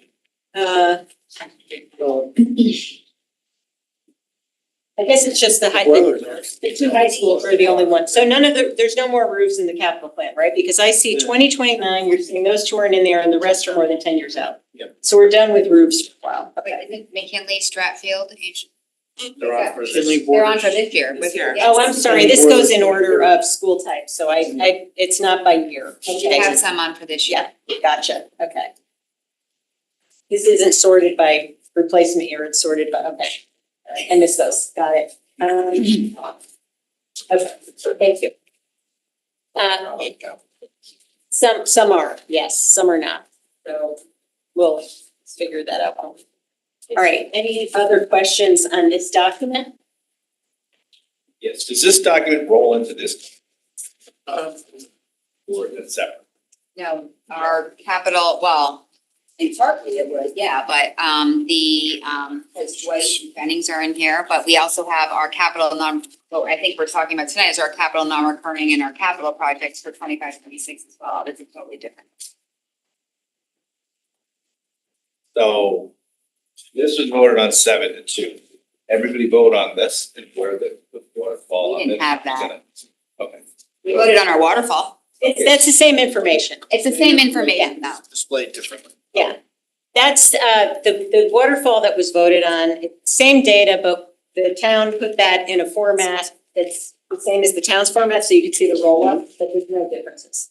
Okay, so the board voted on the waterfall. Yeah, same thing. What was the vote on? Same. Same 7-2? Yeah.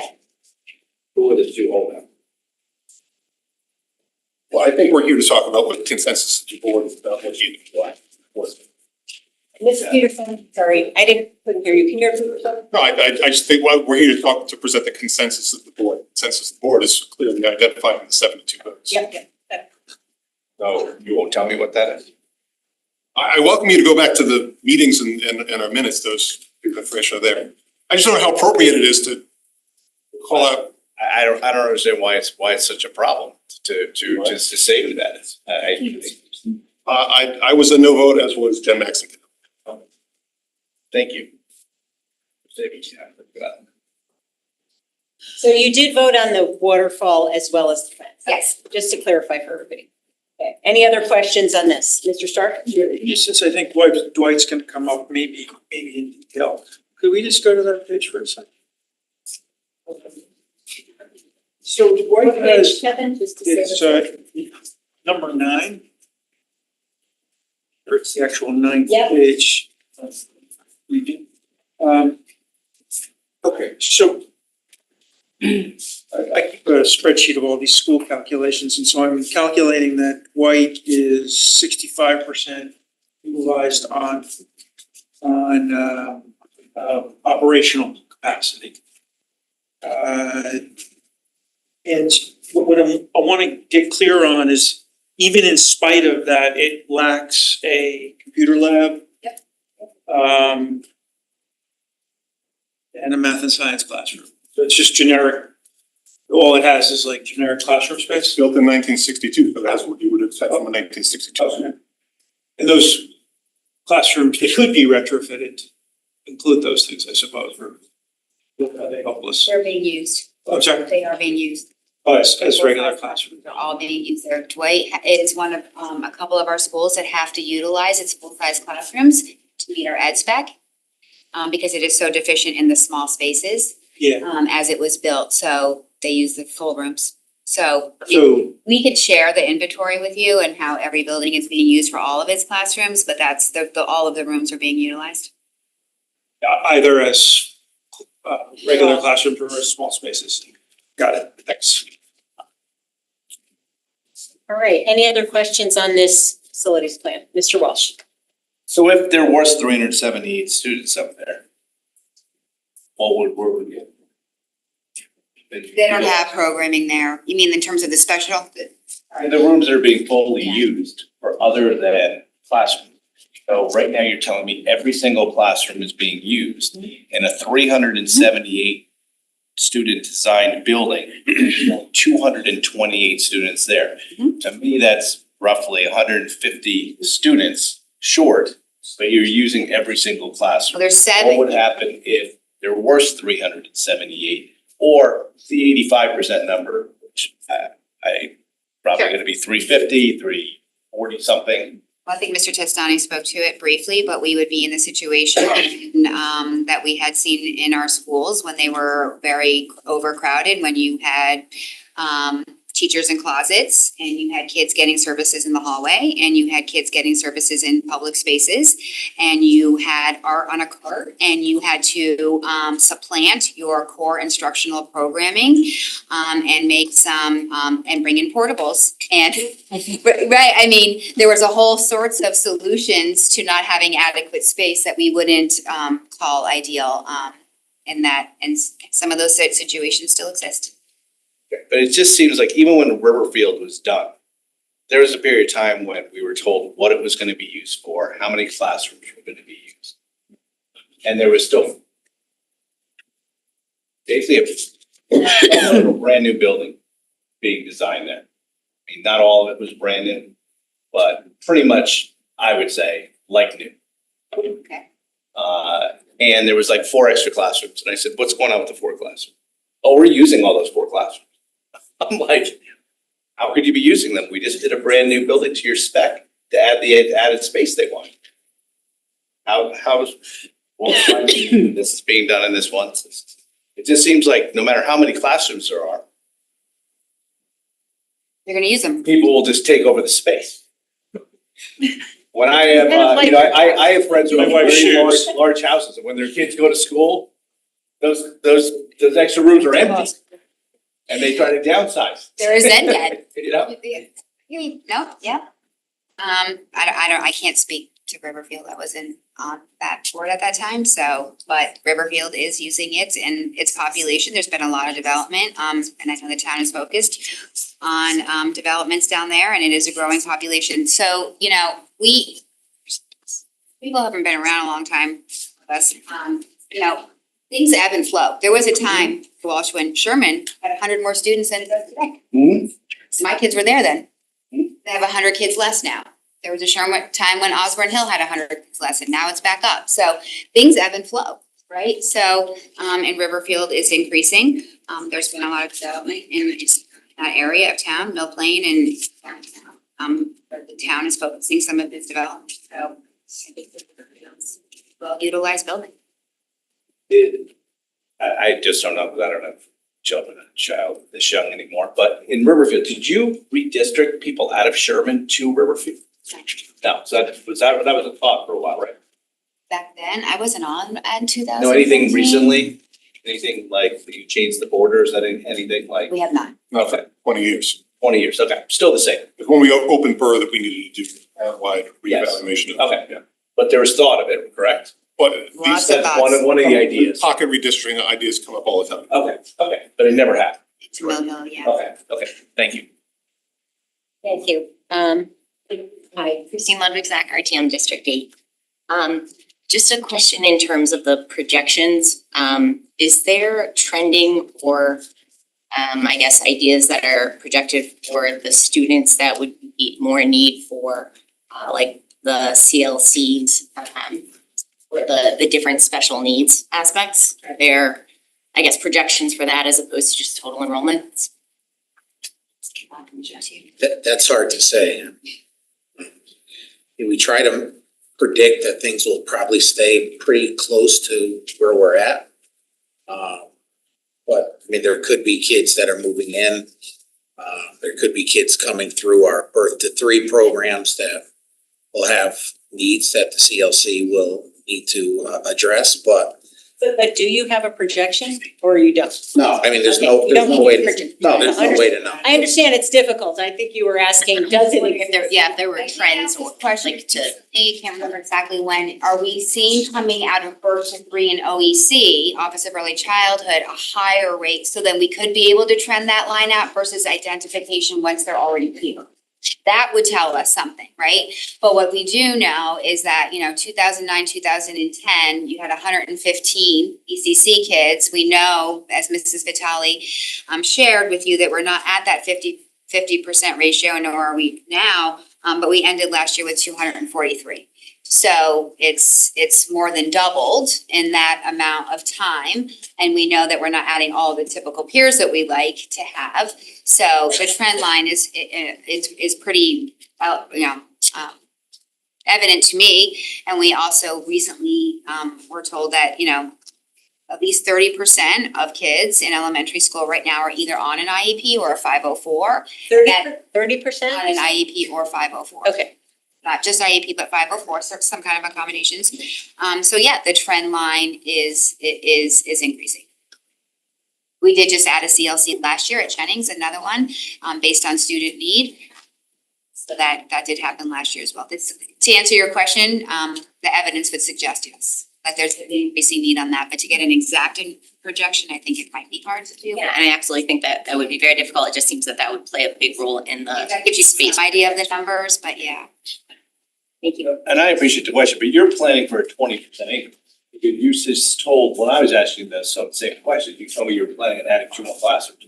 You're 8 now, or it's the model that I saw here back. You've 8, you said you're planning for 10. You're already planning for a 20% increase, actually a 25% increase. At some point. Yeah. But when is that? What's the process for that? Based No, on we the just summer- added one last year. Based on like, if we did everything here, are there gonna be 2 more CLCs? I don't have a crystal ball when. Okay. It's student driven, Right. student driven, so that's the thing that's most difficult. Some years, it like everything else, it may ebb and flow. Are we building the classrooms with the space that you're asking for at this point? Or we're trying to be ready to have those classrooms should we need them. You are building. Yeah, I guess I'm just trying to figure out what the plan is going Well, when forward. we get to we can talk about. Is there a plan to add the 2 classrooms on for extra capacity in the CLC area? Into Dwight and Jennings? Yeah, or wherever. You said, I asked the question, there's 8 classrooms. Are you planning any more? Like, what happens if it continue to increase? And I said 10 and 12. And you're like, yes, we are planning for 10. We're gonna have 2 more. We're planning on adding 2 more classrooms. But I don't know when. But we are going to build programming space into our ed specs and into our school planning going forward. All right. Thank you. Other questions?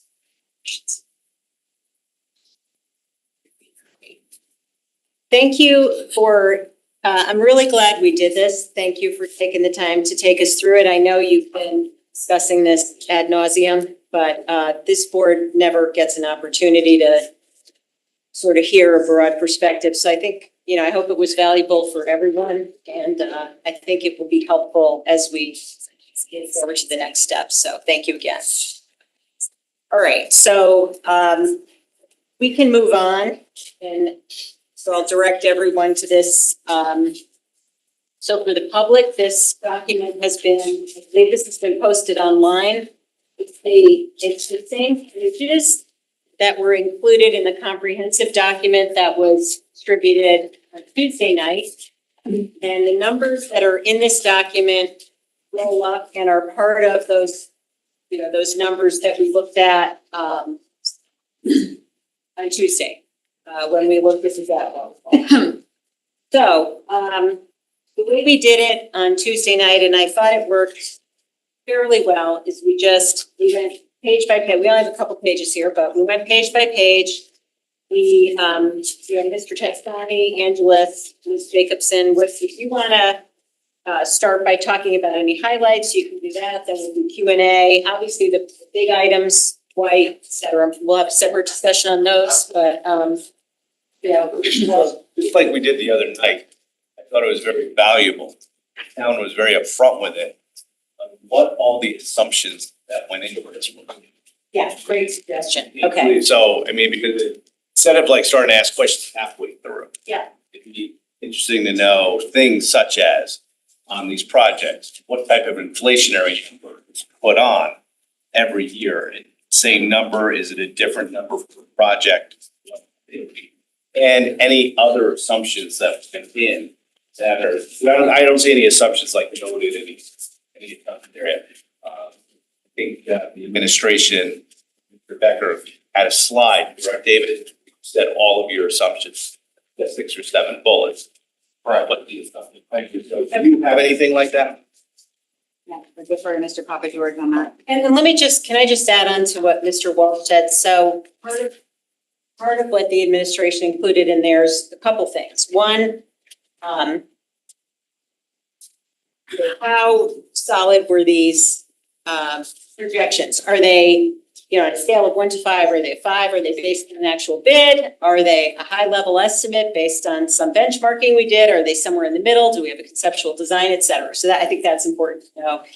And secondly, the administration told us that unless noted, they built escalators of 5% annually into all their numbers. There were a couple of notable exceptions were based on specific issues. They, you know, the escalators were high or low, or they had different contingency factors. So those are the types of things that were helpful to us. If those are not global in here, and we have to do them one by one, we'll do them one by one. But were there sort of global principles that you used for those items? There are. These numbers are pulled from our capital waterfall. Yeah. Our capital waterfall has projected increase based on the year. So if it was, we use this year's numbers, current year's numbers to predict. And then if the project's out 3 years, we will escalate it 3 years out. We use a 4% escalation. I'm sorry, no, 6%. 6%. Per year escalation now. The numbers that are on our capital waterfall are based either on conceptual design or on similar projects we've done, such as like roof projects. We work with the industry standards and figure out square footage based on the square numbers. We wait until the project's closer when we start locking in. And as you know, in the past, we've asked for seed money, and that gets us from the conceptual design phase. I have my little chart here. Conceptual design phase all the way down to construction documents. And that's when we get closer to locking in the actual numbers. For instance, we use conceptual design numbers when we originally started talking about the air conditioning projects.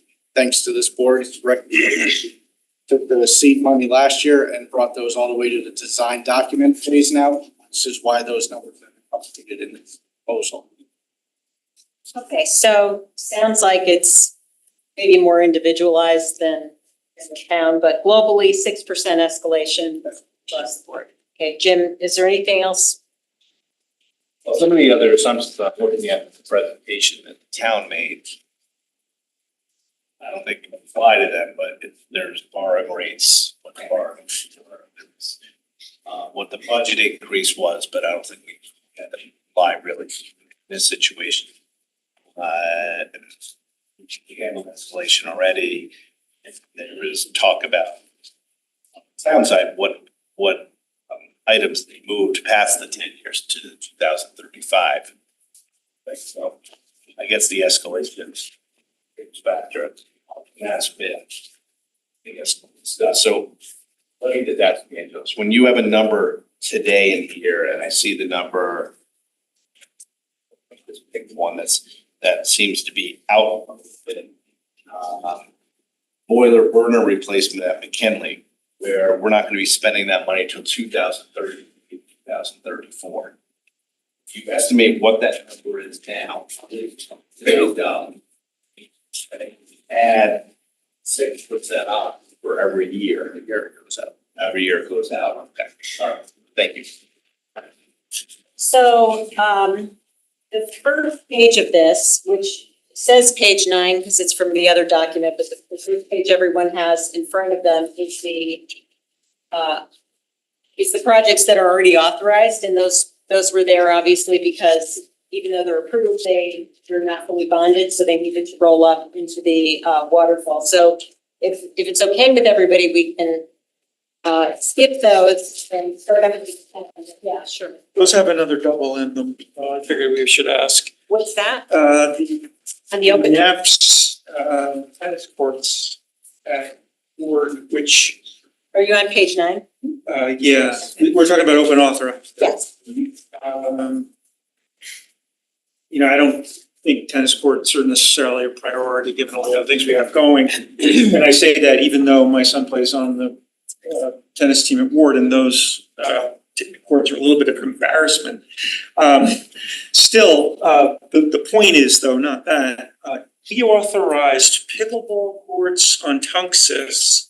And those courts, I think even at the same meeting, from my notes, February 27, 2023, and they were both budgeted at $400,000. And I think the Tunxus project was operationally more complex, even though smaller, because they built it into a hillside. And yours is coming in double the budget. I'm not aware of the town coming back to us for more money on Tunxus. And so I'm wondering, why is this one double and the other one not? And a follow-up question to that would be, how much do you coordinate with Anthony Calabrese? Because it seems like you're building kind of the same thing. We work very closely with Parks and Rec. Yeah. With Anthony. The reason we are coming back for the additional funding this year is because we did go out to bid for those tennis courts, and that is where the bids came in at. It's very fluent right now. We got 3 bidders came in for those particular tennis courts. Do you know if any of them are the ones who are doing the pickleball? I can't remember off the top of my head who did the pickleball. I apologize. I do know that they were at the bid, so I would have to. But we worked with Anthony. We worked with Land Tech. Specifically on this project? On this project, Land Tech did the other projects in town for the tennis courts. So they did the design work for us as well, and this is where our bids came in at. So thank you for raising this, and I missed it. So the 400,000 is what we approved. And you're saying you need an additional 400,000. Or 10. I wonder what Anthony thinks, right? Why is BOE getting raked over the coals when he got his project done for $400,000? That's the only one on this page that's in that status, right? I Yes, wish he was on. I don't know how many courts there are. Oh, it's 4 and then the basketball court. So it's a lot bigger. Yep. Maybe you budgeted too little given the size.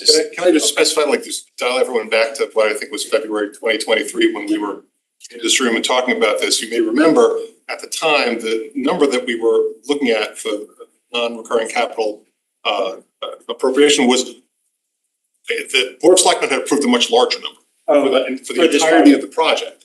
And we had only asked for, in our own meeting, had only approved asking for a smaller amount, planning amount. And we came in and we said, this number could go up. It could go up and we may need to come back and ask you for more money. So Okay. we're kind of fulfilling the. So Mr. previous CFO brought you a bonding. I remember nothing of this, but that Yes. that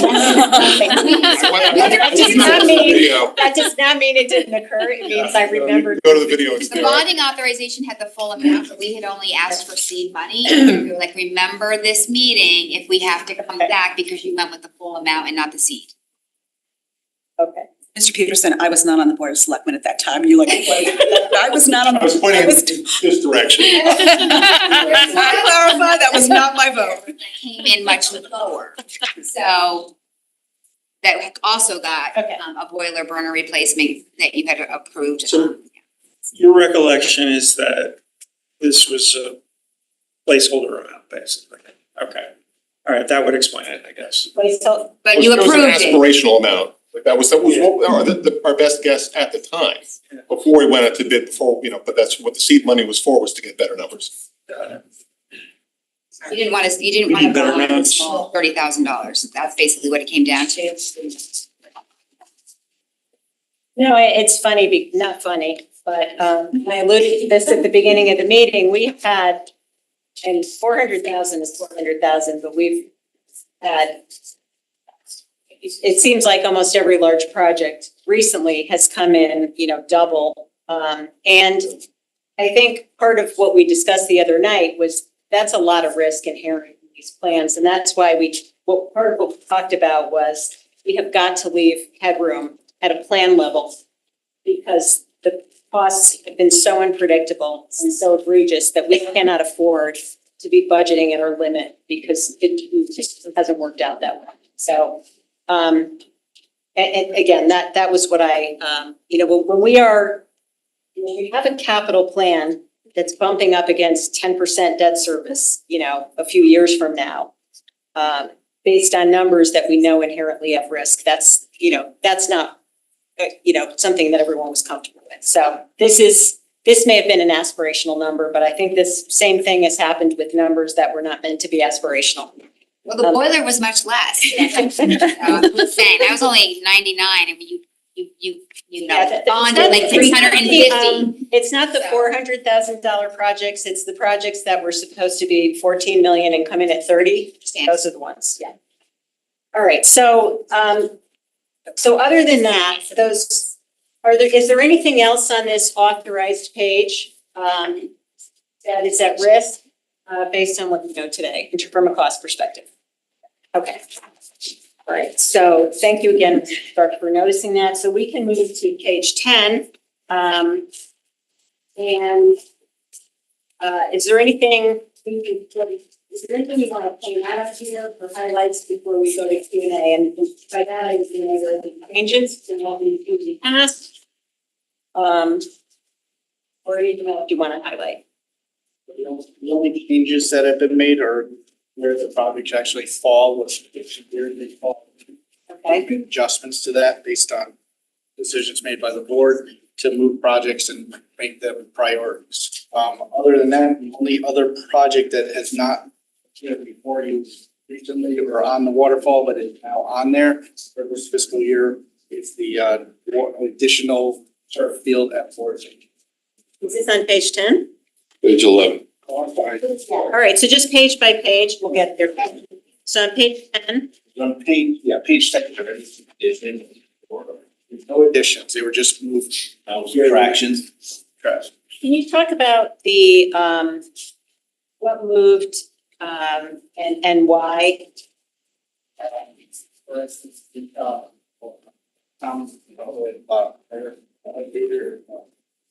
sorry, that's on page 1.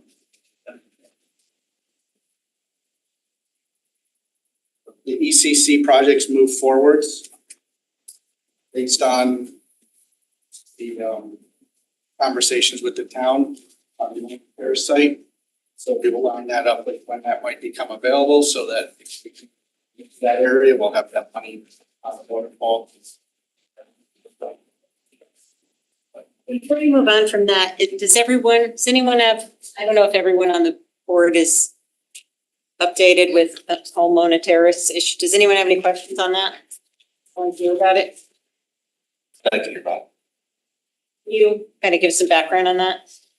No, we did receive a draft MOU from the town that allows the board to make a decision on whether they like first right of refusal on the property. That will become available in All 26. fall 26. I'm just trying to get my years right. So we're in the process of reviewing that and getting that back over signed. Once the board takes a look and approves that to First Selectman's office. Where's that gonna be? Where's that space at Mona Terrace? Where the current child's garden is. They're going someplace else, or what's the deal? I'm not sure where they're going or what they're doing, but that would help us in the short term while the other projects. That's a temporary ECC facility until the So proposed the one- solution. Okay. Correct, are built. And so both of these amounts, there's 300 and the same amount in there twice. What? We had location one and location Yep. two listed in there. Originally it was added to the waterfront back with the possibility of needing two locations. We believe that the total of the both locations would be what we would be utilizing for. So there's one location, but it's just, Because it's been listed on the waterfall as two. so those are both Mona Terrace. So that's whatever. Should the board. $750,000 to do the renovations that are necessary to use that as a temporary space. Mr. Walsh? What does temporary space mean, and how long? Yeah, because you're gonna be spending now, what, $700 and something thousand dollars. $750,000, $750,000. To do what? For how long? Renovate it so that we can move it's the ECC from Stratfield location. So the money is approved, and the project is completed for whichever projects the Jennings are doing. It's the first one. That is completed. Probably not have a need for it any longer. Then you'll vacate the spot, except it will be improved by the BOE to the tune of $780,000. Well, it might not be that much, might not expend that much. Our current estimate was well below that, but we just kept the money on there in case, not knowing what would happen and what we think. But it's actually, we lowered it about 850 last year. Pushed out a few years, pulled it forward to align with the possible use per the MOU from Town Hall. And lowered that amount a little bit, so it might not be that much money for what we need to do there in order to make it usable for our purposes, but yeah. Short term would be until another building is done and has a CO. And then what? Then what happens to that part of the building, Mr. Gerber? That we just pumped $780,000 in it. Well, we have nurses working in a portable behind the health center, maybe behind the senior center. So we have requests to expand both the senior center and provide some social services there. We have requests from the health department to move the nurses out of the portables, which are really in poor shape. So, I mean, it's a little ways off, but we may do, if the Board of Ed decides not to opt in, we would do that earlier. Okay, so is the town gonna be involved in the planning so that space would fit what the need would be for the senior center and for the nurses? I mean, that's how. You're gonna come back to us 3-4 years from now when it's done and say, hey, guess what? Yeah, we did do it for $780,000. It was great for the 3 years we did it. And now we need another $1 million or more, turn it into nursing offices and to also have some more senior center programming. I mean, it seems like that planning should be done jointly. That's what your plan is. We haven't really gotten that far, but that's a good idea. Yeah, because I'm nervous about spending $780,000 for a 2 or 3 year use. Makes sense. And then having it ripped out again. I think it would probably be longer, maybe, I don't know when you would expect a CO on one of these projects. I don't think if Dwight is the answer, it's not gonna be 2 years or 3 years. Right. We're not gonna have a new school in 2 or 3 years. Okay. Can I just ask? You're right. Well, I mean, I'm sure there's a lot of people in the community that would love it if that would occur, but I can't fathom having a school designed and built and completed. So that's just a guess. Can you just explain though, what is the basis of, like, how did you come up with this estimate, $750,000? I mean, because I've heard different things, like there's asbestos in the building and et cetera. And so what does that contemplate doing in that? After walking the spaces with the current users and our executive director of special education, who oversees the ECC, we also walked it with a architect to get some ideas and feedback. That would bring us to a couple things. So up to current standards for the district for safety and security. It would help us divide out some of the larger spaces, working with the senior center. There's, for instance, there's a room that used to be a library in there that we divide up with them so they could continue to use a large worker, what they call their yoga area. And we would also be able to utilize it for our OTPT area as well. So there's stuff like that. And again, going back to office spaces, dividing some of the larger areas into smaller offices, which we felt will work with the town on that, so that when we are, like they said, getting ready to exit that, we'll have designs in place with their feedback, so that for a nurse's office, if they're looking for smaller spaces, our smaller workspaces with the special needs students would be able to fit in. We definitely play those with the town when we're designing. So is there remediation required or not? There is asbestos in the building, but we would do, to bring it up to a school spec, we would have the not do remediation, but have it inspected. Make sure any areas that did need to be remediated, we would, but right now, from the visual inspection that we did walking through, it's all either encapsulated or considered safe at this point. So there is a lot that's encapsulated, there's carpets down, so it's considered encapsulated at that point. Is there some areas that might require, if we do some work or put some partition walls up and we're disturbing it, then part of that is for hazardous material work as well. So it all depend on what the final plan is and where we go with it. So this would have students in there as of what date? All of 26. Fall of 26. Okay.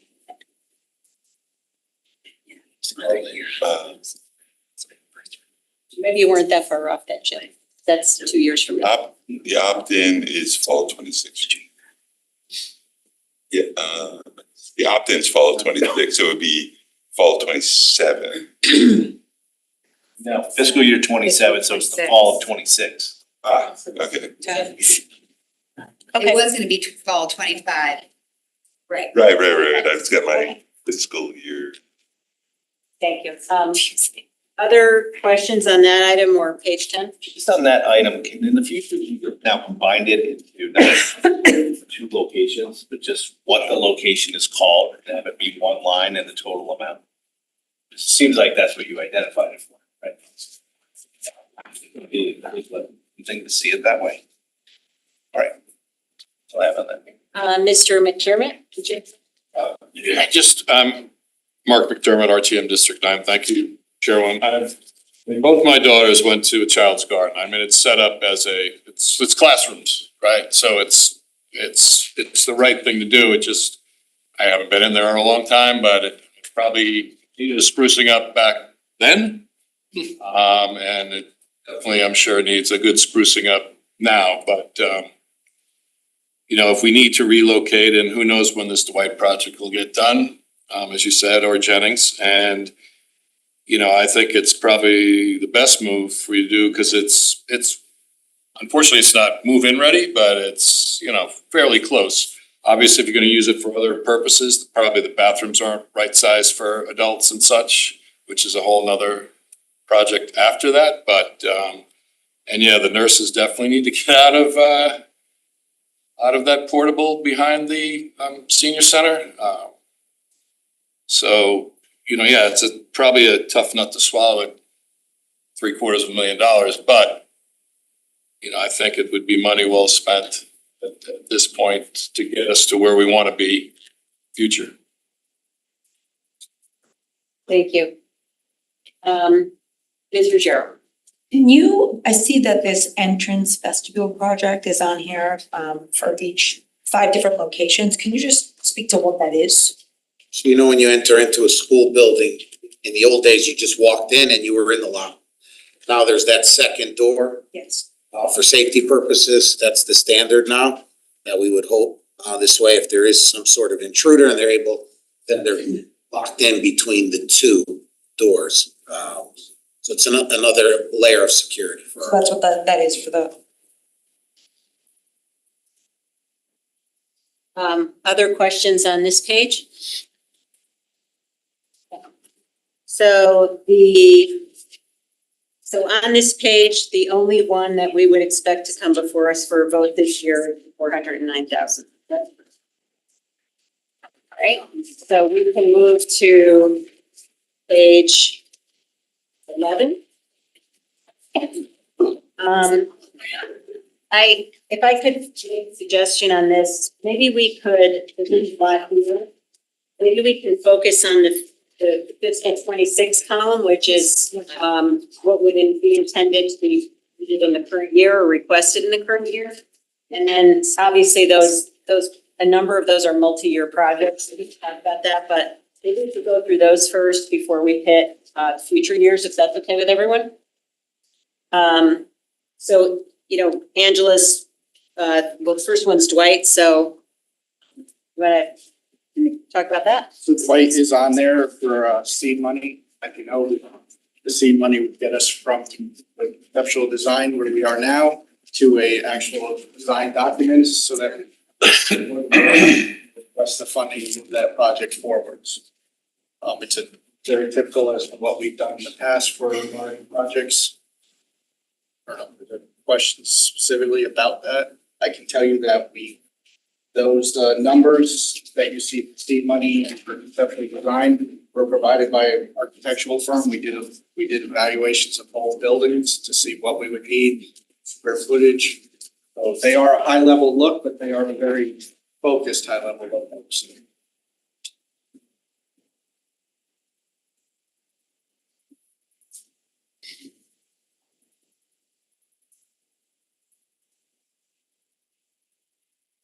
Okay. Madam Chair.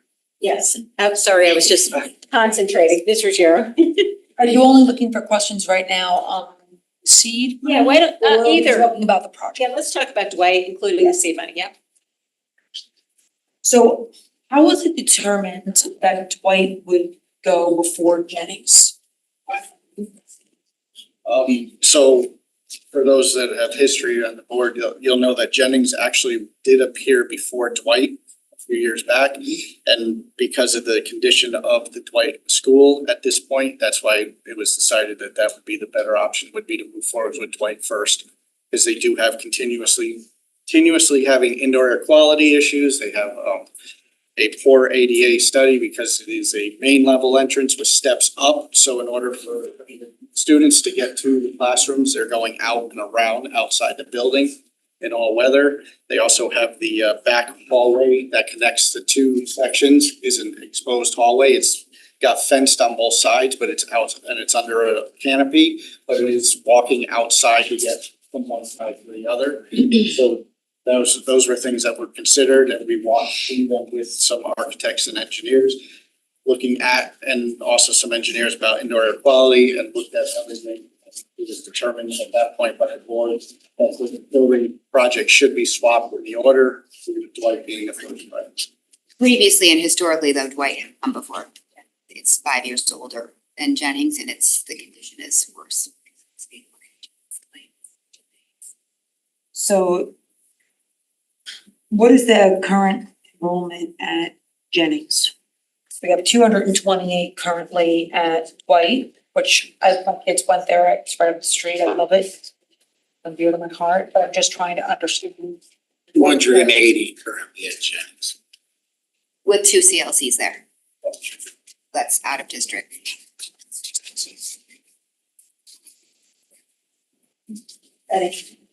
Okay, thank you, Mr. Gerald. Mr. Walsh. Was there any discussion in regards to moving Dwight forward with the administration about the fact that it would be better to move Dwight up based on the cost of the project and where these projects fell in grand waterfall of the town? Sorry.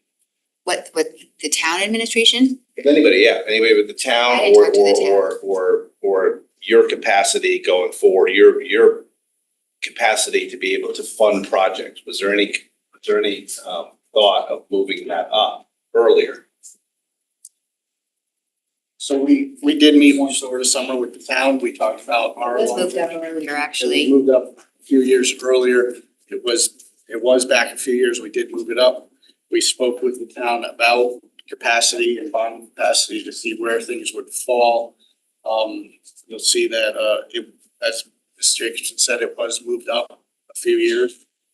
Down the road more. I know talking about capacity, bond capacity, when you get into the approaching the 10%, we moved some projects out of those years to help offset that cost. So my next question, I guess, is this is a lot of seed money. This is like $3.5 million of seed money. And when you add that on to at least the construction costs now, which let's admit, it's a guess, right? It's a complete guess, because we don't know what they're gonna be until. So they spend the seed money. This number could go up dramatically. We would anticipate this number, as I said, conceptual design, working with an architect and an engineer company, Silver Petrocells, who's been around for a while and has done work with the district. They looked at that site, they looked at what the building needs, they looked at the 10-year facilities plan and the deficiencies. And that's where they came up with the square footage recommendations for the building and also the square footage cost to build based on today's standard rates. And it is a slightly higher percentage rate because of the terrain of that particular property being. It's all ledge, right? There's a lot of ledge, yep. And there's a lot of ledge, there's no sewer up there, so we're putting a new septic system up there. Isn't the seed money though, Angelus, a percentage of the project? So It is. it's like a standard formula that they use. I'm not sure that it's any more complicated than that. Well, I mean, I everybody knows the ledge problem up there. Start digging, you could get ledge a foot down there. And then the septic system is gonna be astronomical and be an engineered system because of ledge, correct? Yes. So that's gonna be astronomical in cost. To the extent that one team would be designed based on that many students. So there's a lot of variables in this number. But even if you add the numbers you have, you're already at like $70 million. The total. Looks like it's splitting across to 52. Well, I have to combine the two numbers. There's two projects there. And Oh, I'm sorry. And they're not gonna be independently done. So I'm adding both. I'm numbers. sorry. Yeah, I just want, Correct. I just wanna be, everybody to be One more. honest. I'm looking, 65, it's yeah. one project, but they're broken down. And it's broken down, if you want, the reimbursement formulas. Sure. So we wanted to just be I appreciate transparent that the K-5 has a different reimbursement than the pre-K. Okay, so that you get to your totals. okay. So to me, when I'm looking at it, I'm looking at a $70 million project prior to design numbers being done. And has the board or the or central administration or anyone, Angeles, or you, look at what it would be to rehab the building as opposed to build, it's being built brand new, right? Those numbers are for a brand new building. You're gonna tear it down, correct? Where are those kids gonna go? Not tear it down. So the plan that was presented in the conceptual design was to relocate the building on the property to the top tier of the property. Okay, And then that's where the fields are right now? fields are right now. Okay. Once the project is complete and the students are moved, we can reclaim, the town can reclaim the space down below for new fields or whatever is desired at that point, but But as either the board or you, Angelus, or anybody looked at what it would be to rehab the building? we did. And can you tell us what those costs are, and do you have an estimate by like an architect for this, or? Okay, We talked a little bit about it at the last capital planning workshop too, about why it was not being renovated.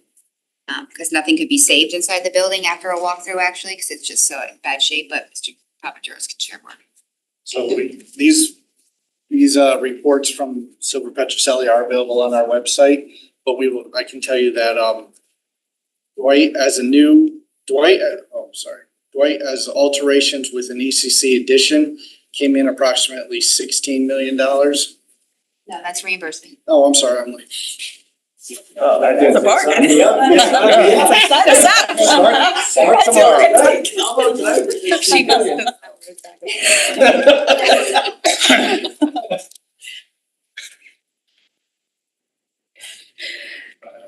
That's the reimbursement. What's the state price? I apologize, I didn't total the Pages are that versus new building. It's 1.7.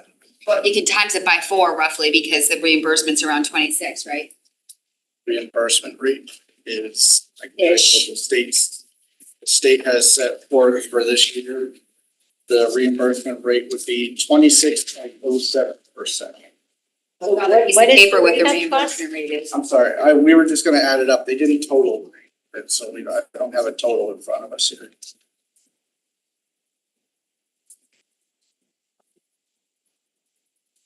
There's the total of the cost, Angeles, but there's also the feasibility.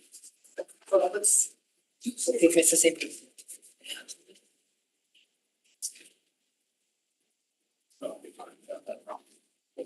So you have the square footage in there for just Dwight, and you have the estimated cost per square foot. Is that how we're good? We need to get there? Yes, plus soft So cost, 40 plus the soft cost. Cost plus division.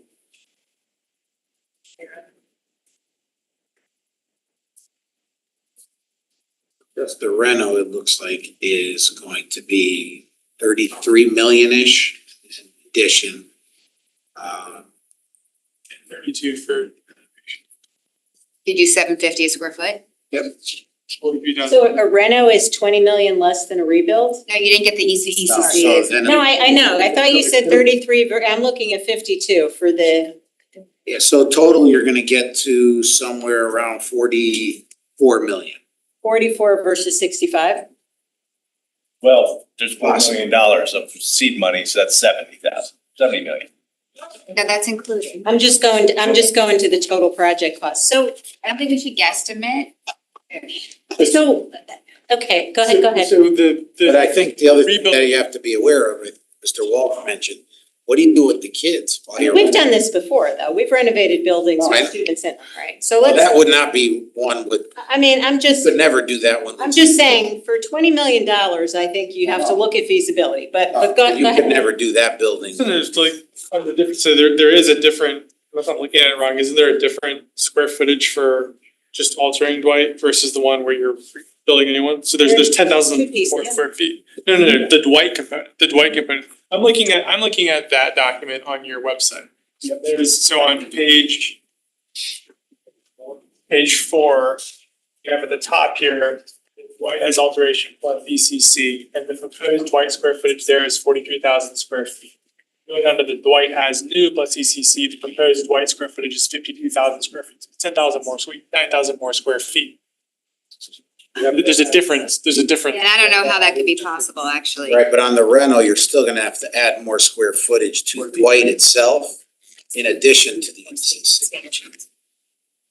The Dwight building as it is, the footprint's not large enough.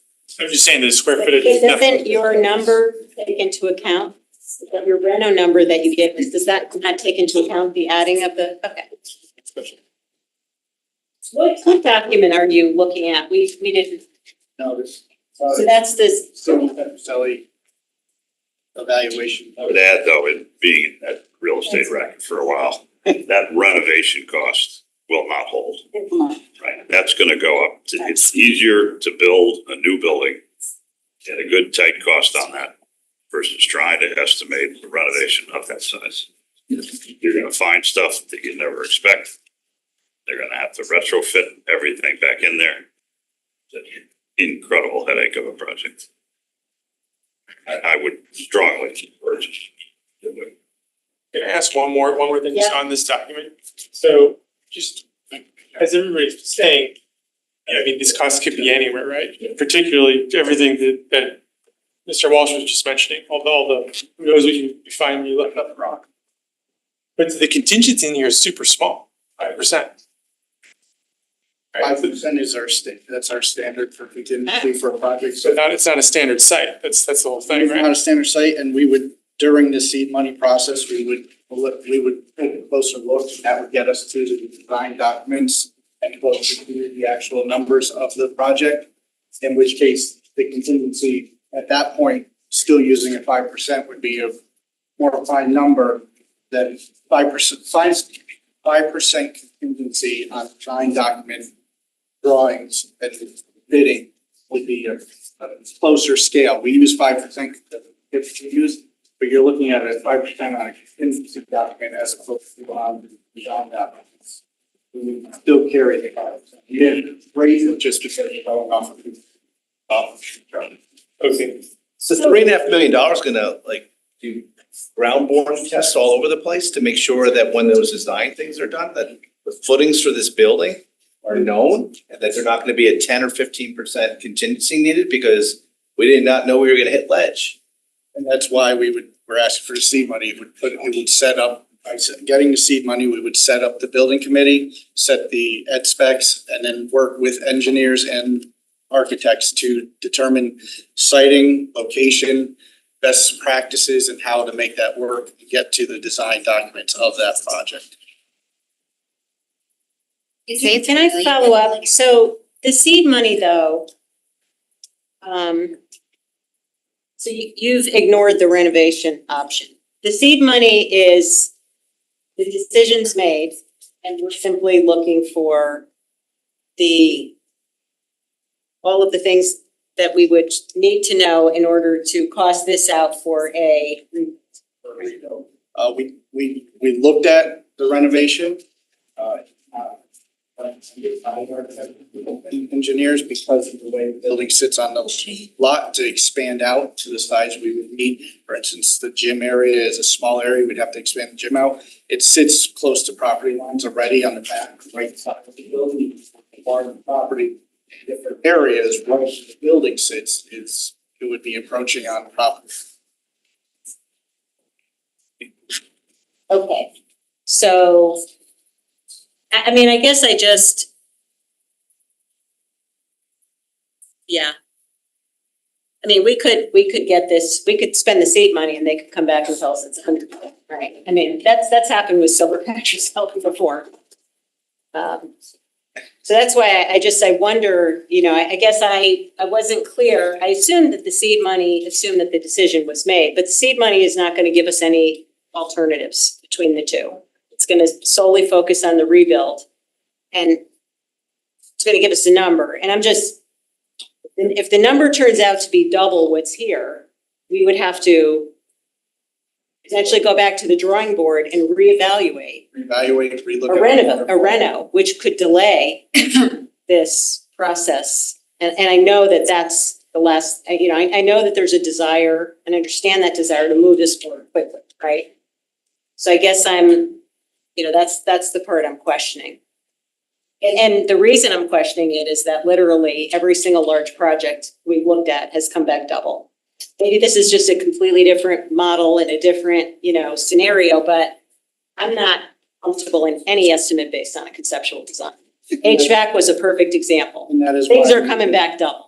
So what I'm saying is if this came back to 100 million, I don't know how you could go forward with that without at least evaluating a reno. And so I guess, is there a value in trying to move on parallel paths or no? And I don't know the answer, I'm just kind of spitballing here. Once it goes to a building committee, it's not unusual in Fairfield where the building committee does look at different scenarios for different buildings, right? I mean. Right, but that would have to be, Riverfield. that would be part of the charge and part of the cost. So I think to me, and again, be interesting to read the documents, which I didn't do.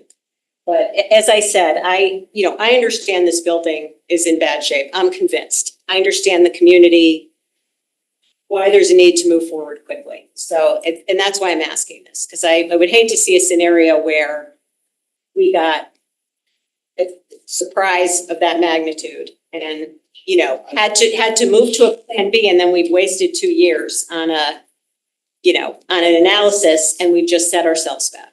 I would like to think that the building committee would work on, I don't wanna say parallel path, but with the understanding as they are moving forwards, if something jumps out as this is gonna be a problem, let's put the brakes on. So before we spend 3 million, if we're moving down that road and they do discover something that cannot be done or is going to drive the price astronomically, then we will stop and reevaluate before moving forwards with that. I mean, I unfortunately, where we've been finding out is when we go to bid. Well, but, and That's the reality. I'm just, no, and okay. I understand that, but it also depends on the type of project you're looking Yeah. at. As I apologize, I don't know your name, but a brand new building, there's a lot of industry standards for what is a square footage cost to build a brand new building. And once we get into how much ledge is on that property, on that level, if we're working on that level and we're working on a leveled area already, that's a playing field.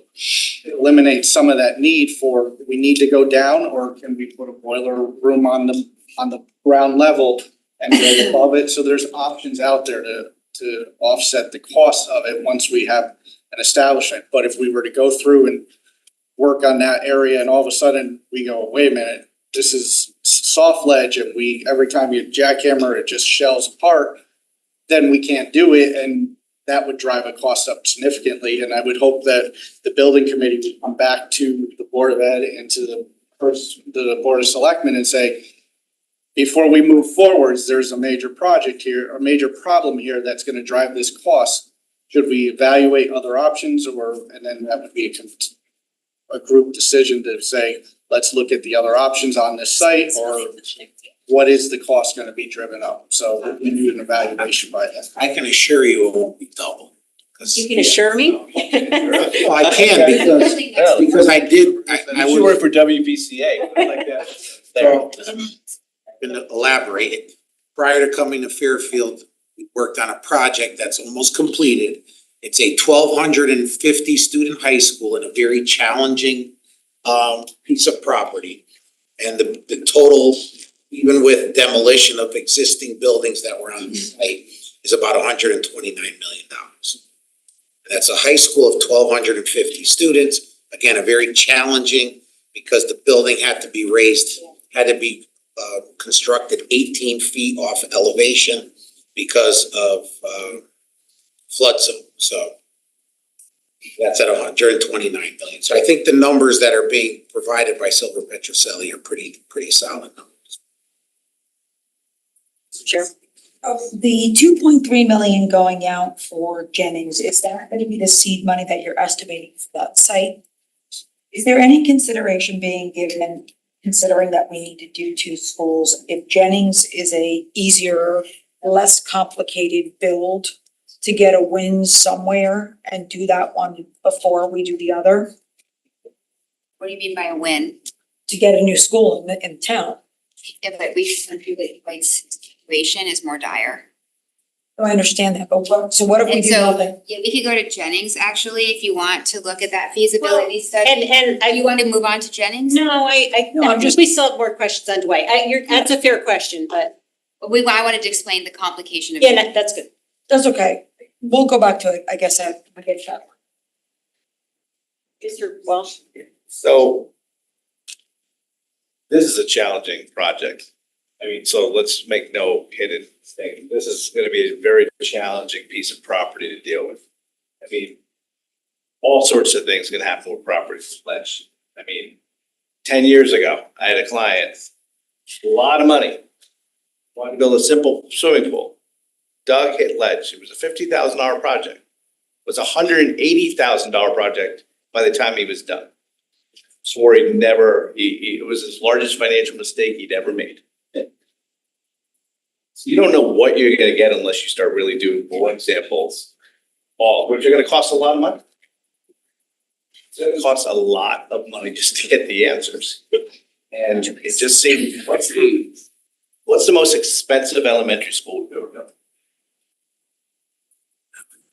The most expensive one we've ever built, because I think this is gonna double it. It's gonna be like doing 2 elementary schools at one location. Well, doing an elementary. 200 We're doing an elementary and. How many people are in the preschool? 2 classrooms? No, we're doing 500 5, okay. Okay. maybe. Okay, what's the design capacity of what you're building for this money? 504? No. What is it? Would match what is currently up there, which is. 378? We're on 378 and we're spending $70 million. No, with the ECC. Okay, how many does the ECC add to it? 5 classrooms, but. Is it 378? Right. You're saying that's K-5 Yeah, thank you. plus the 5. Right, but the capacity that you're, is that with moving or is that with redistricting other children in? Sorry, how do you get from 228 to 378? 228 is the current enrollment Enrollment, of the right. school, but it has 18 K-5 classrooms, of which 12 now are being used. I know, I thought Jim was asking about enrollment. He was saying, how many students are gonna be in the building when we're done? Yeah. I think we should not get so caught up in current enrollment of Dwight and even the enrollment for the next 5 years, because we're building a new school that is hopefully going to last 50, A generation. looking 50 years out. Yeah. Also, we should be looking at the capacity of the district as we're talking about new housing in town. Yep. Because we're not gonna, hopefully, we're reaching the end of these big renovation projects for our schools. So don't get still caught up on this 200 number, because if the Board of Ed wanted to, they could redistrict students from the northwest corner of town that are going, some of them going past White Elementary School to go to Burr, and they could be in that school for the next school year. So just keep that in your mind, just. No, I You know what I understand mean? that, but I'm trying to look at the realities of the situation of where that school is. And what I have seen, and I don't know if you've seen this, but I've seen many families who used to live up in Greenfield Hill abandon it and want to come down to the beach area and build a McMansion that's 20 feet off their neighbor for the following reasons. And they all say the same thing. No one would carpool with me anymore. Nobody wanted to share rides to sports games with me anymore because it took 20 minutes to get to my house up in Greenfield Hill. Well, I can tell you, So they- currently, that's not the case on my So- street. So there's been a lots of people who've sold up there, families, and it's just easier to live closer to town. Well, I am a Dwight, had kids at Dwight for 16 years. I think I have seen an influx of new families. My next door neighbor, 3-year-old, newborn. Elementary school kids next to that, elementary school kids across the street. So seeing an influx of families right now, in the Dwight neighborhood. Now, like ebbs and flows, it might have just been that those houses turned over, but I think the pandemic kind of changed the dynamic a little bit, that people wanted land, they wanted space for a pool, they wanted space for a fire pit, they wanted a yard. I get calls all the time. I have a family, are you looking to sell? Still. Yep. So I hear you, like there was definitely before the pandemic, the beach after Sandy and everybody was renovating. I think that as things ebb and flow, there has been a renewed interest in this part of Fairfield. I think that some people have concerns about just rising sea level and flooding. And also looking at different parts of town, which is good for people that live. Enrollment number for 10 years. That's the most accurate enrollment numbers you have for 10 years. Highest number you get to is 257 students in 2032. Based on the current. On this right here, which is still 120 something students below capacity. And you still want to build a building up there for 378 people, when that's a capacity we have never built to before at an elementary school. It's a waste of taxpayers' money to build a capacity of 378 when there's no sign that it's ever going close to there. Matter of fact, the projections for this year say it's gonna be 244 and going up from 244 to 257. Based on It's going up like 12 people, but yet it's actually down by 20 students from that projection, not up. Again, I go back to thinking district-wide for capacity of elementary school seats in the town. And again, these projections are based on the current district lines. Not that I'm advocating for. And I get the capacity thing. Are we really gonna be busing people for that capacity issue all the way up to Dwight? We're talking about the furthest school from anything. It's not like, you're building it like from Holland Hill to Sherman or something like that, where it's like a mile, 2.5 miles. It's so far up there. It's not that far. It's really not that far up there. I mean, It's not Canada, so. it's not that far up there. I mean, it is part of Fairfield. I mean, it's part of It is part of Fairfield. We have, Almost in Easton. I mean, Okay, time out.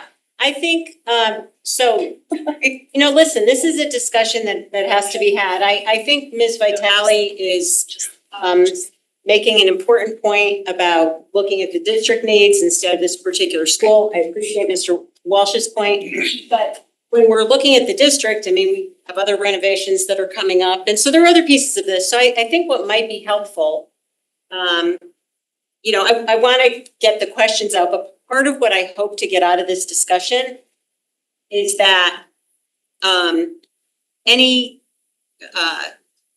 if the board is looking for additional information or more data or whatever before this comes back, this is the opportunity. I mean, you're just kind of hearing people's reaction from hearing this the first time. So I think we're probably not going to get to any conclusion tonight, but I think it is helpful to hear the questions so that, ultimately when this request for seed money comes back, there's an opportunity to be prepared for that.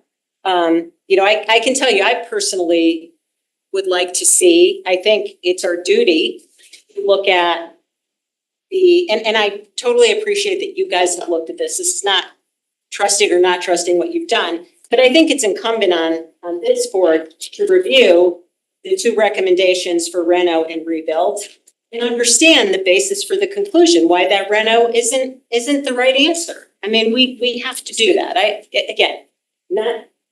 No distrust of the decision, but if it's a $20 million differential as a Board of Finance, we couldn't, not understand. So if there's questions like that, Jim, if you're worried about the cost of this project vis-a-vis the expected capacity, what do these district needs look like? Are there other factors that we're not considering? Could some of those district-wide needs, are they expected to be satisfied with some of these other renos that are coming up, or could they? I don't know these answers, but maybe if we get I think if we get some of these questions out again, we can be better prepared for the first vote on the seed money. Ms. Ruggiero? How do you do a renovation of Dwight with the idea of increasing capacity? Because I guess I don't understand how, having spent 10 years at the school isn't that big, so how would you get that extra space? Because you'd have to add on to the building, which would put you right back in the same position with dealing with ledge and stuff. they're gonna move it all the way up to the field. No, I know that, but I don't know how a reno would necessarily work there, considering it's dropped down. It doesn't seem like a renovation to me. Yeah, I don't know, that's why I think it would be great to see I the think you have to analysis. build new. I mean, I understand all the issues, I understand the capacity, but I'm saying if you were to do the project, I don't know how you would get more occupancy with that current footprint, because you can't add to it unless you do a second floor. That's your only option then, is to go up. And I live right there, like I live right down the street. I consider myself centrally located, but you know, I don't see how you would do the reno. I guess I'm just challenging. I think it's always worth considering the cost. I just don't know how that would Yeah, help. I don't, Because it's lower than the field, there's nowhere to go, you're dropping down, you're going uphill for the parking lot. agree, Has I everyone believe me, been, don't see how it would do you guys work. wanna go to Dwight? 100 questions are getting Would you answered. wanna go to Dwight? Years. I love it. I mean, we could probably set up a tour, people who haven't been there. But I'm not gonna set it up if you guys don't wanna go. Yeah, no, actually, we had this discussion the other night. We had a proposal for $9 million work on firehouses, and we're gonna tour the firehouses. And so, why not? I think So if we there's, could probably set that up, right? if there's a Can desire we to do it while do that. school's in session or no? Pardon me? Can we do it while people are there? Just to see, can we do it while school is in session? We'll probably have to be later in the I don't day. think so. Why don't we set it up a tour, then you can have your next meeting there. Yeah. One day, the septic is Right in the But everyone library. We're gonna sign have on the the next Board of top. Finance meeting there. so they can experience the smell of the septic that very often exudes into the, office. Yes, perfect. What's We that? will follow up. Another option is. You know the challenges. I don't need to go. Has the district explored another option of, which would basically, I guess, be not building there at all and adding on to other schools and doing a redistrict? Whether that would be cheaper. Have you explored that, not explored it at all, written it off? We did explore Burr. Yeah, adding on to like Burr's the first thing that comes to my mind. But then you get like a 700 Hang person. on, let, Then you get like a 700 person elementary school, but let, crowded street. I understand it's not your perfect model. But also for what's gonna be That's- 250 to 260 kids, to build a 378 person school. When I know they'll use the rooms, they always do. But we're gonna be having the taxpayer spend for a 378 person capacity school, plus the other 5 classrooms. I think like this is what I was hoping. I don't want to interrupt, but I wanted to follow up with what Amy was saying. Because if you guys could just sort of tease out why, renovation wasn't the option you chose, why building up there. And what I thought from like looking at your materials was that, hey, we're gonna expand capacity by adding the ECC classroom. That's what's expanding it. And hey, that's also gonna solve a bunch of other issues, because we're gonna be able to swing students from other classrooms, and we're gonna get now an ECC on this side of town or on that side. So, but just talk to it, because people are making good points. Like there's a lot of things you could do. The renovation seems, I don't know how you, like a 2-story elementary school seems dangerous. Well, that's me. I think, yeah, and I agree with Shane. I just wonder, and I think we should have the discussion, but I wonder if it's better to have it at a time when we get the materials in advance and we can actually look at them and then ask intelligent questions, because I think everyone's just shooting from the hip a little bit, because I haven't seen those documents, and that might be better. And I don't know if we do that when the funding request comes up for the seed money, or if we do it in advance to try to get it out of the way. But, I think that's a follow-up item that would be helpful to discuss. Yeah, and a little bit of my concern is a graph the town put up, which shows how we're gonna be pushing up against the number, and green is Board of Ed projects. Maybe after this project is done, 2030, fiscal year 2031, most of the bonding capacity getting us up to the 9.9 is Board of Ed projects. So you're, with a $70 million project, you're burning through a lot of your capacity. And I'm gonna tell you, as we continue to increase this bonding, I'm very concerned about the taxpayers starting to say enough of these tax increases. It's going to be going up astronomically. So it just seems like your priority seems to be the white schools.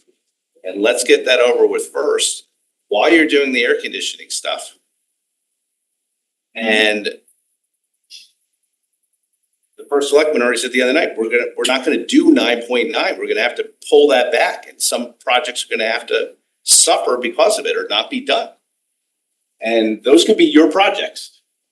So, you might be like getting this one thing done, but missing out on 5 other things. And you're gonna have to consider that going forward.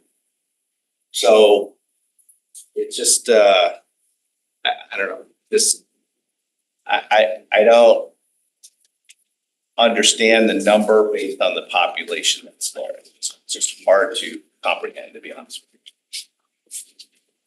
you. But I appreciate you bringing it to our thought. And my only other question was, in the far right corner on the status of project says increase in project costs. That means the numbers have increased based on your most recent costs, or does that mean other increases are coming that you know about? So, From last year's waterfall. from last year's waterfall. Yeah, those are no. And what did it go up in 1 year? How much did it go up? We didn't have an ECC component in there last year. Oh, so is that the only part that didn't go up? Just the second line? Or did I don't have the last year's. number of total project costs is You have now last year. 52,190? Historic has last year. I think last year was 58, Dwight? 58-ish last year for Dwight, I asked. So then it's going down. Yes. No, 58 versus 65. 65 is with ECC. Oh, Last it's year wasn't- 58 versus Last year 50. wasn't with ECC, was it? Correct. Okay, so last year, so actually then the renovation cost just for Dwight, not talking about the ECC, has gone down from 58 to I'll tell you 52. why. I'll tell you why. It was the square footage, so, Right, went from 58,783 to went down. 52? And it- 52? Because of square footage? Yes, gotcha. It had a, after Mill Hill, the administration had put Dwight on as a 504 new build. And so we brought that back down to what it currently is, becomes good capacity. So it came down in cost for the Dwight project. Understood. Okay. So on Dwight, is there, and thank you everybody for the questions. Listen, this is what I've got written down so far. The reno versus rebuild analysis, we'll get an update on that. We talked about potentially a Dwight tour. That would be honestly. I don't know if I asked this right. I think it would be helpful to get a better understanding of what this seed money is for, given that it's such a large amount. What exactly, this business that it was based on a percentage of the project, like what actually does it include? It almost sounds like the seed money is phase 1, if you will, so what is actually contemplated? What is gonna be the outcome of that and when all is done? Will we be at a point where that kind of removes any significant contingencies? Was there anything else that, before this comes back, that you had questions on? I think we talked about enrollment. I think everyone understands that. You said that you brought it down from a 504. That's why the project went down from 58 to 52. I'm just curious, why not build bigger and keep it as a 504, or 502, whatever the number is? And then plan that at least we have room to grow. We have 3 schools that are already at or close to possibly over capacity. Why would we take it down? If we're gonna build a new school and invest all this money, why not build it to house more kids? Right now, we were doing it to house ECC, the current population, and then to be able to build special programming into that space to alleviate the pressure at Osborne Hill and Mill Hill specifically, and to be those programs.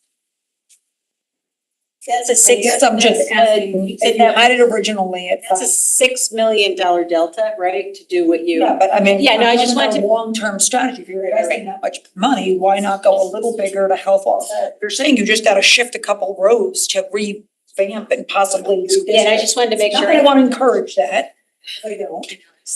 But why not, I'm just curious, why wouldn't we go a little bigger to cover growth downtown? I'm 1 mile from the Starbucks downtown.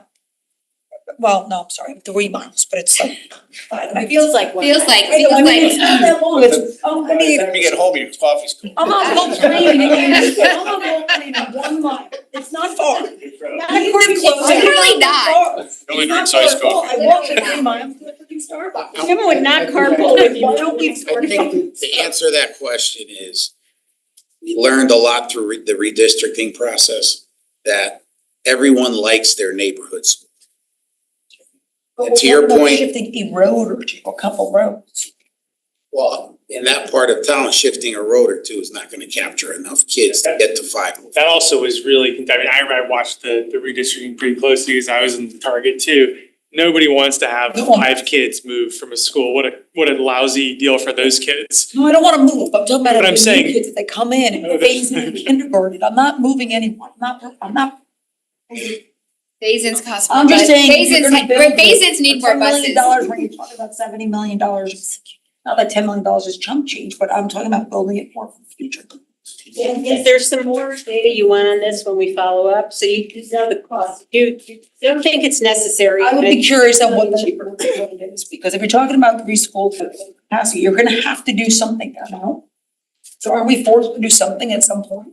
I don't know how much space there is with the fact that what we took up by bringing it down to 504, from the 504 back down. That means we were able to put on the ECC wing in terms of that square footage, so I don't know how much more buildable space there would be, on top That's of. where the tour will help. Because we have a also huge need to field make back the there. gym bigger, than what it currently is, some of the core, plus all the deficiencies that it currently has, so I don't know how much more space would be buildable on that lot, but it certainly is question we. I was just curious, we're throwing out questions and we're talking tour, why not Absolutely. consider?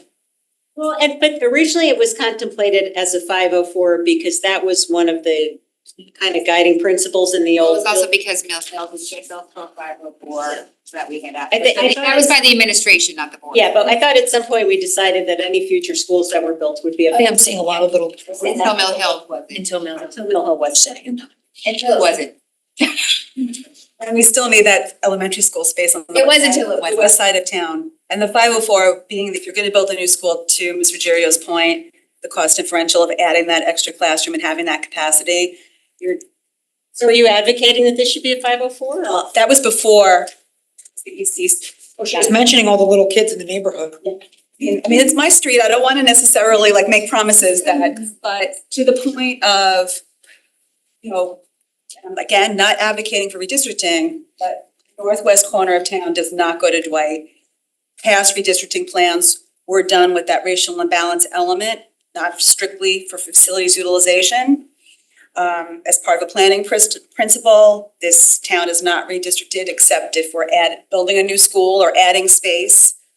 So that's just, again, as we're building, we're seeing housing going across town.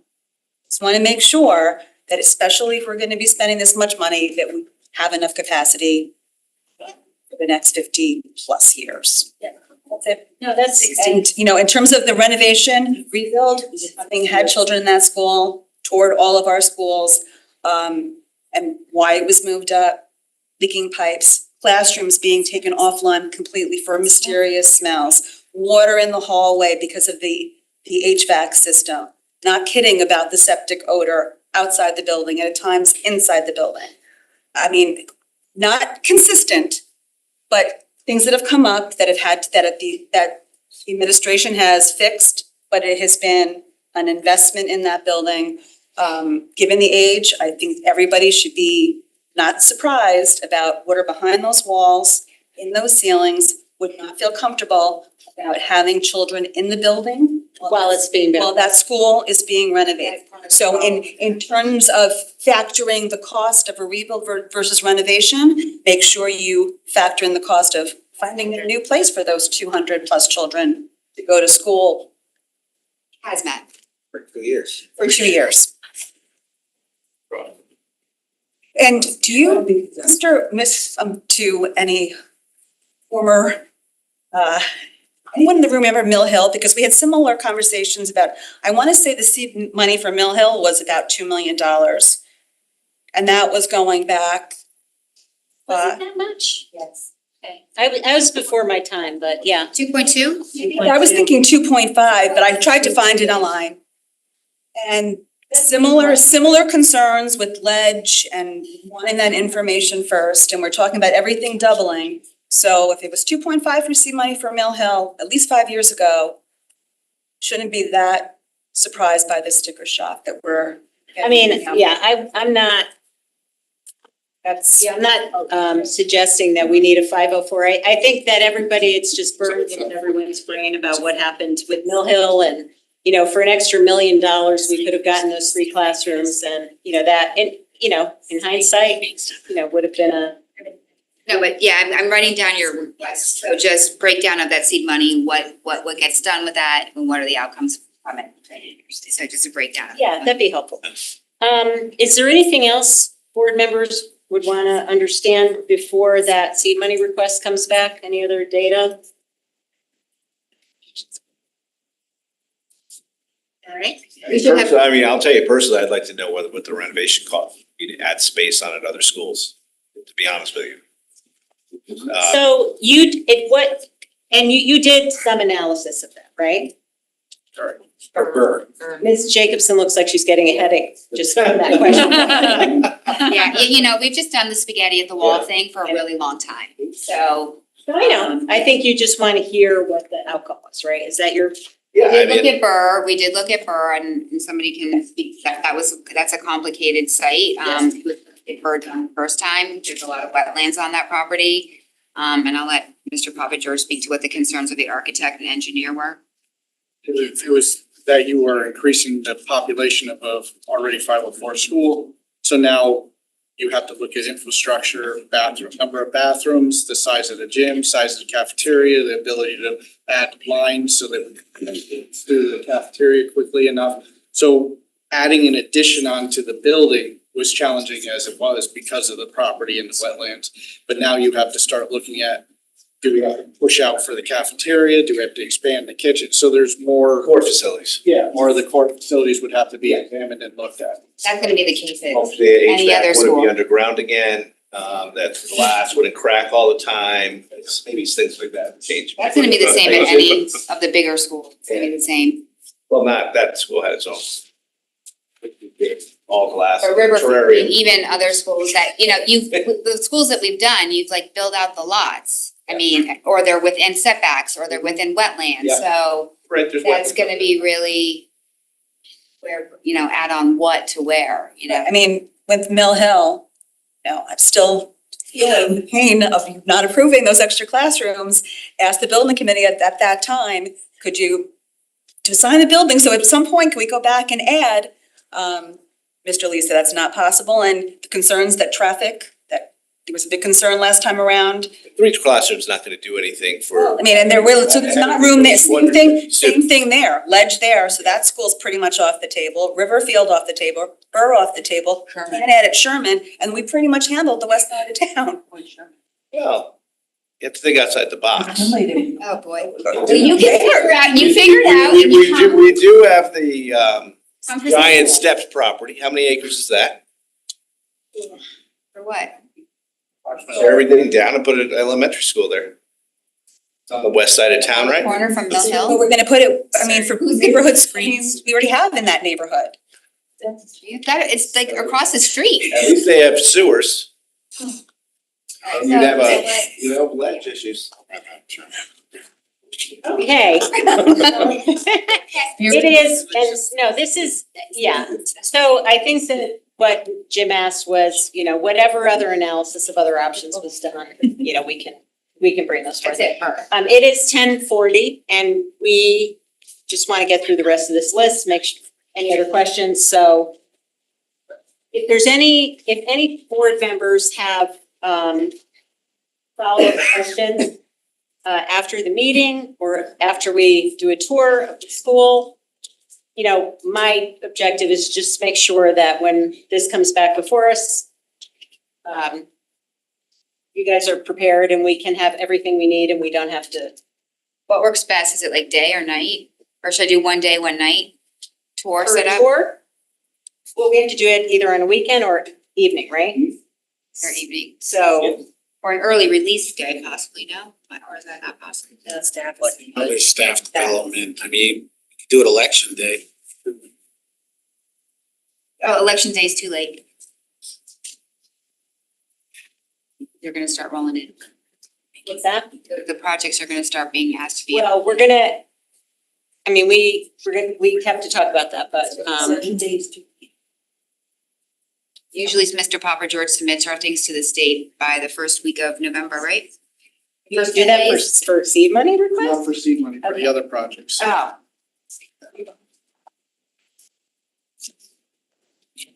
Yeah, the reason I'm hesitating on that is, again, I just, as I said at the beginning, you know, I view this seed money as essentially phase one of this project. And we have, some big picture issues with the overall plan that we'll be addressing over the next couple months. So my sense is that significant projects, you know, we're gonna have to think about the timing and, in particular, make sure we understand the WPCA implications. Right now, we don't have any other debt in the waterfall for the next several years. That is a very big risk. That goes in the plan. The plan does not add up. So we have to solve some of those issues and have those discussions before we commit to, you know, projects in the tens of millions of dollars. So when are you looking for 25, 26? so we don't, as you know, we don't bond until next July. So we can approve, you know, so oftentimes we approve projects in the spring. We've approved projects early that have a dependency on getting state grant before year end. But the seed money, you know, it would have to be approved to get on the bonding schedule for July 1st. So that gives us time to, you know, address other issues in the plan, and we've got something in motion for that, so. Certainly the smaller items, some of the capital non-recurring shouldn't be an issue. The roofs usually have to go, right? Yes, the roofs are the ones that would need to stay. Yeah, and we can talk about that. Yeah, no, I mean, just one of the issues, that 5% number, take what we're doing on the WPCA side, where we have a 25% contingency factor. 25%, pretty cool. Mr. Walsh's $70 million figure on these projects is, and that's not factored into the. So I think, yeah, maybe some of those smaller projects we can get around, but as we talked the other night, a lot of this is going to be to some degree held up being on. Yeah, but also going back and trying to balance this entire waterfall and driving outlying years to 100% territory at a minimum.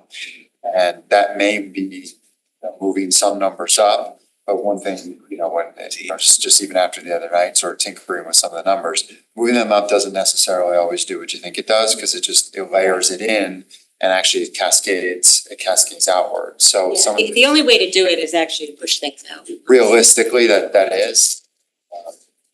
I think we probably would see factor on projects and I think, you know, I don't know what that does. With the board's process on having all the numbers and the timing approved even to here.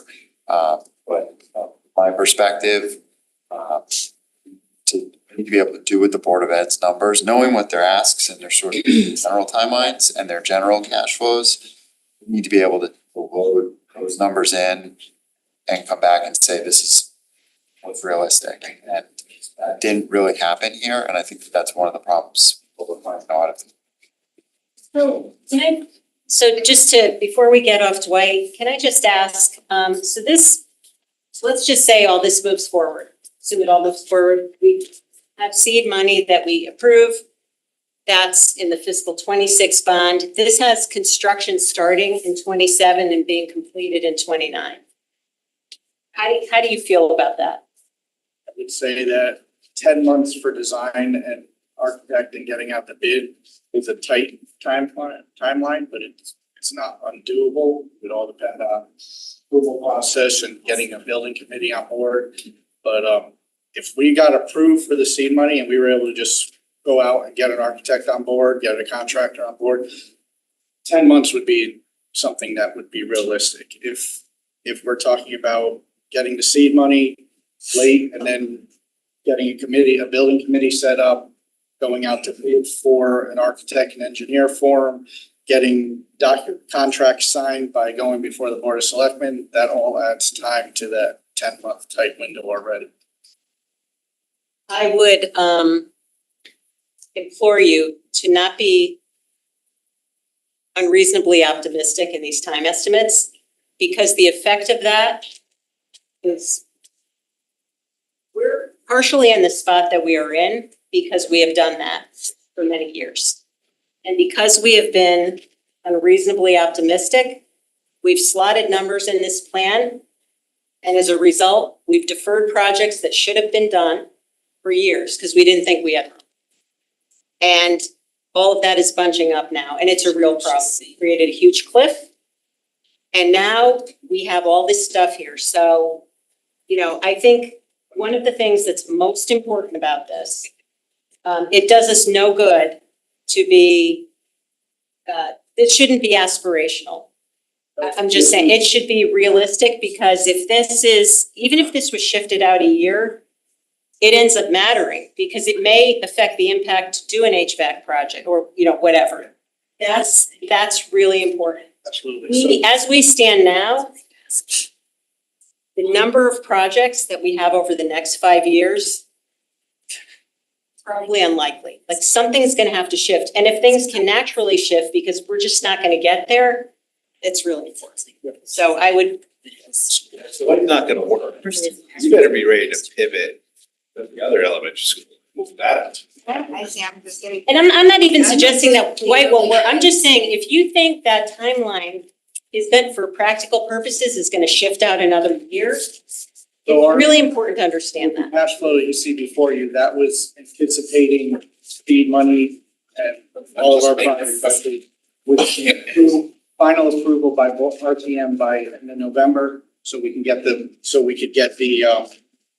roofs onto the state request for Oscar reimbursements by the first of the year. So, but again, if you're saying that we're gonna look at pushing the seed money out until July, then we will. I'm saying the seed money gets bonded in July, regardless of when we approve it between now and.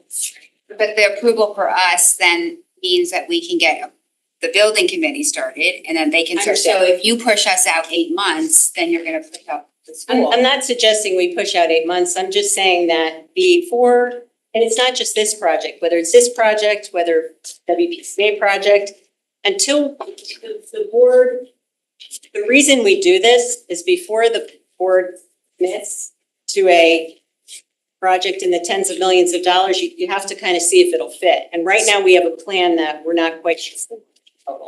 So that, the process that Mr. Becker described, what the committee has to do, that's what that is.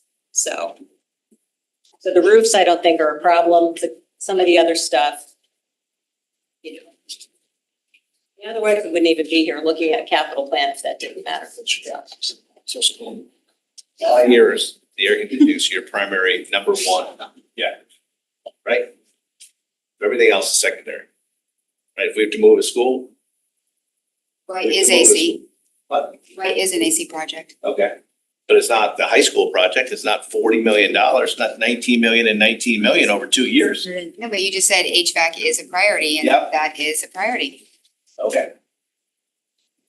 The slotting of this stuff's gonna be difficult. I mean, we've just never had a situation where we have WPCA projects the size that we have that need to get done in Oscar. toilets in this town.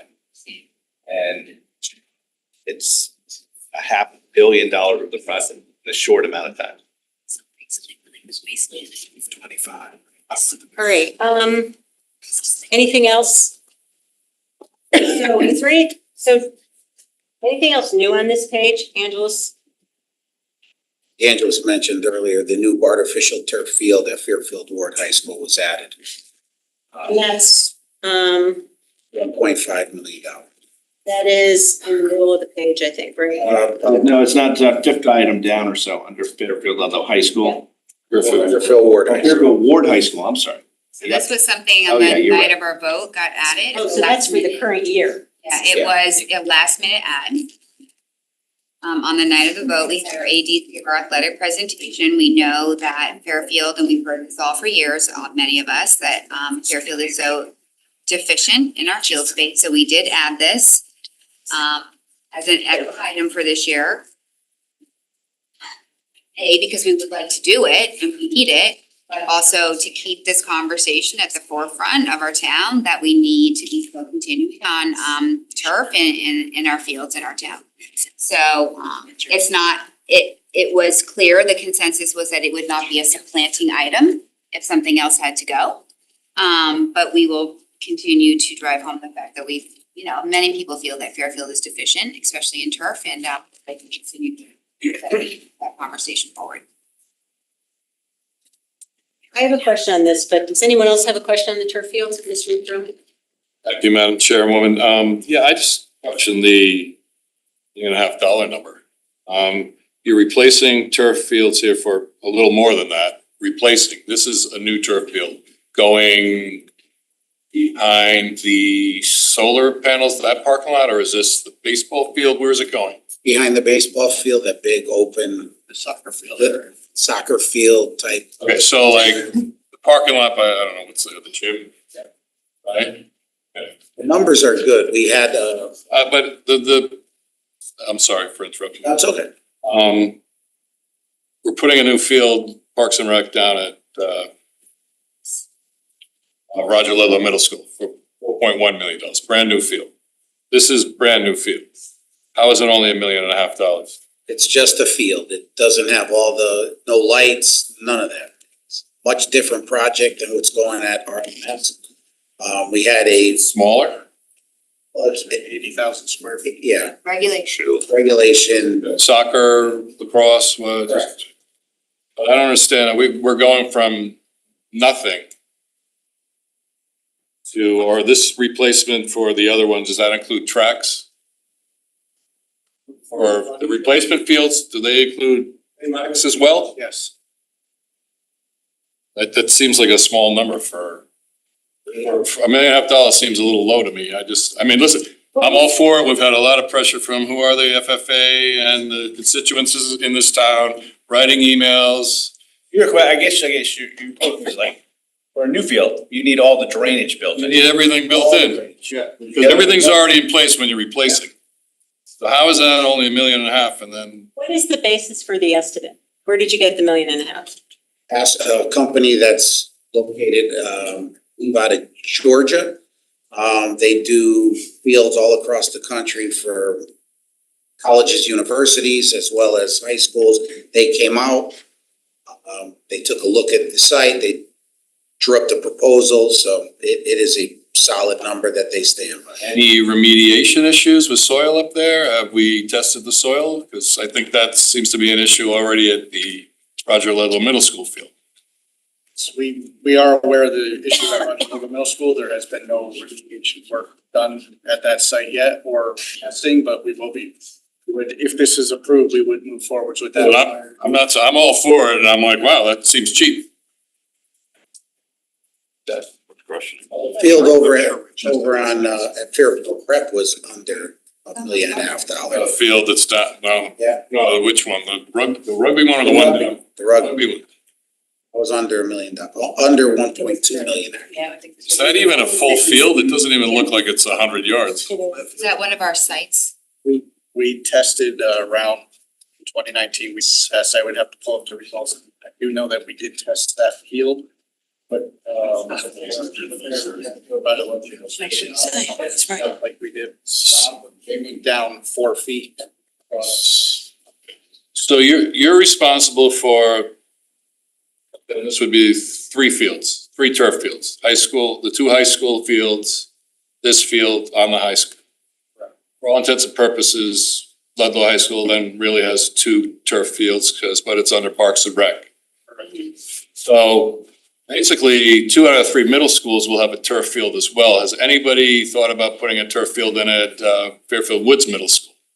And would that be under Parks and Rec? Or would that be under Board of Ed? That's a Parks, that would be a Parks and Rec Yeah, I project. mean, that's something we've talked about. I think we need to talk about. I mean, everybody talks about fairness between the weight rooms and the fields and you know, this will be, for all intents and purposes, Fairfield Ward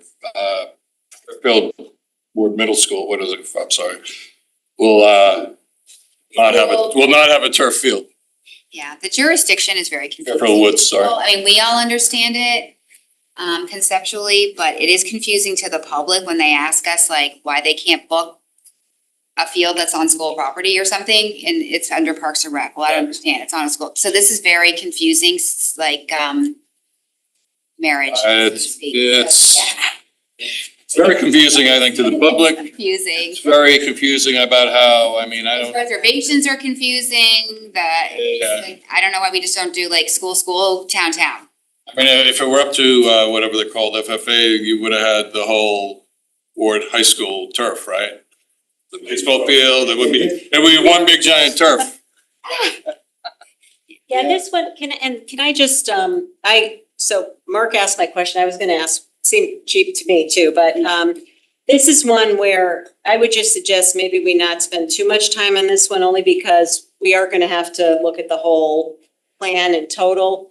And if this is not top priority like AC, you know, this one may end up getting shifted anyway, so that would just be my suggestion. Maybe we see what happens after the plan gets relooked at. What's $1.5 billion most prints? Tomlinson, there's the 3 roofs, so I don't know if you have any questions on those. We know roofs, Okay, yeah. so you got roofs, and then we've got Tomlinson in there for phase 2, under the building, but that's under the building committee, but it's on our waterfall. HVAC, phase 2. So that is under the building committee, and they worked, if you remember last year, maybe we should talk about HVAC for a little bit. That's a question about why only a park or why wouldn't that be if it's Stratfield and full? There's different sections of the roof. That were done at different times? Okay, that's fine. Is this where you're looking at, say, when you're putting on a new roof, or you're looking at the solar panels for new roof installations? Thank you. Mr. Becker, did you have a comment? Yeah, I would just say on the fields, I mean, again, and just the contamination risk piece alone, and again, a stronger contingency factor, it starts to add up. This is what we found on the town side is when we started putting, you know, we started doubling some of the numbers, we started adding 50% of the numbers. I mean, there are a lot of reasons why. You go back and you just look at just the field that we're dealing with right now and the additional funds, you know, that are necessary. It's a few million, and you're in your current years, which we're talking about layering more on. So it is impactful. That's No, right. Yeah. Very cognizant of that. All right, so last year, if you recall, you asked to add actually money for to get better numbers on the HVAC projects for phases 2 through 5. We did do that. Are we still on the same page or do we? We're on the same page, aren't we? On Can I ask one question? 25, 26? Yeah, we're on 25, I 26 don't have a on copy page of one. your Okay. paper, sorry. I thought you just wanted to talk about your side stuff. Yes. Page 11. This is the only. On page 11? So, yeah, so our roof is for the AC. We could both at Tomlinson. Yeah, I just want to make sure we have, so I see that that's the 4,190,000 and the 876 for Tomlinson. Yeah, the Tomlinson roof was pulled forward Here, Mr. Papadros, it was pulled forward 1 year earlier because the HVAC is now coming up. So you're obviously not gonna put equipment on an old roof, so we just pulled that up a year to coincide with that timing. How much did it go up? It says increase in costs previously. For the roof? No, for, you're talking about the AC project? AC project, I don't have.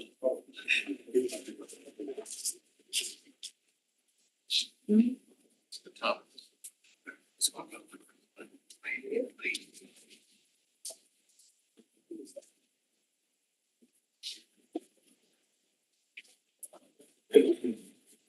$2.5. This is the only, no more people. It went up by $1.6 million. Went from the 2.5 to 5.4. You're right, the last page. 2.5 to 5. The others. All the HVAC projects increased. 2.6 to 4.2. Remember last year you said, Yep, no. go out and get us better numbers. Talking about So we went from That's 2.5 to everything. 5. everything. Yes. Okay. And $3 million. Isn't this also where you actually looked under the hood? Wait, hang on, just, so, when we have multiple conversations, I think the, they can't, the FairTV, like, nobody can hear anything because of the directional microphone, so.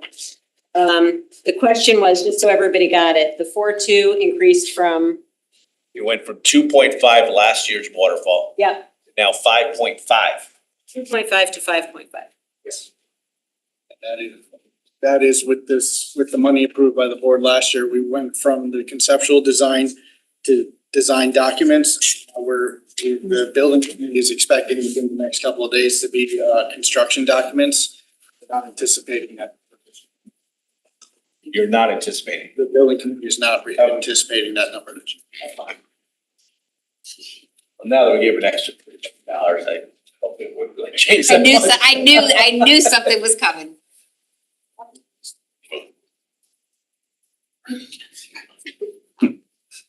I wish I went there when they had air conditioning. All right, so are there any other questions on the fiscal 26 numbers? There's more. More hot days. Okay, are there any questions on projects that originate after fiscal 26, or is there anything that you want to highlight for us?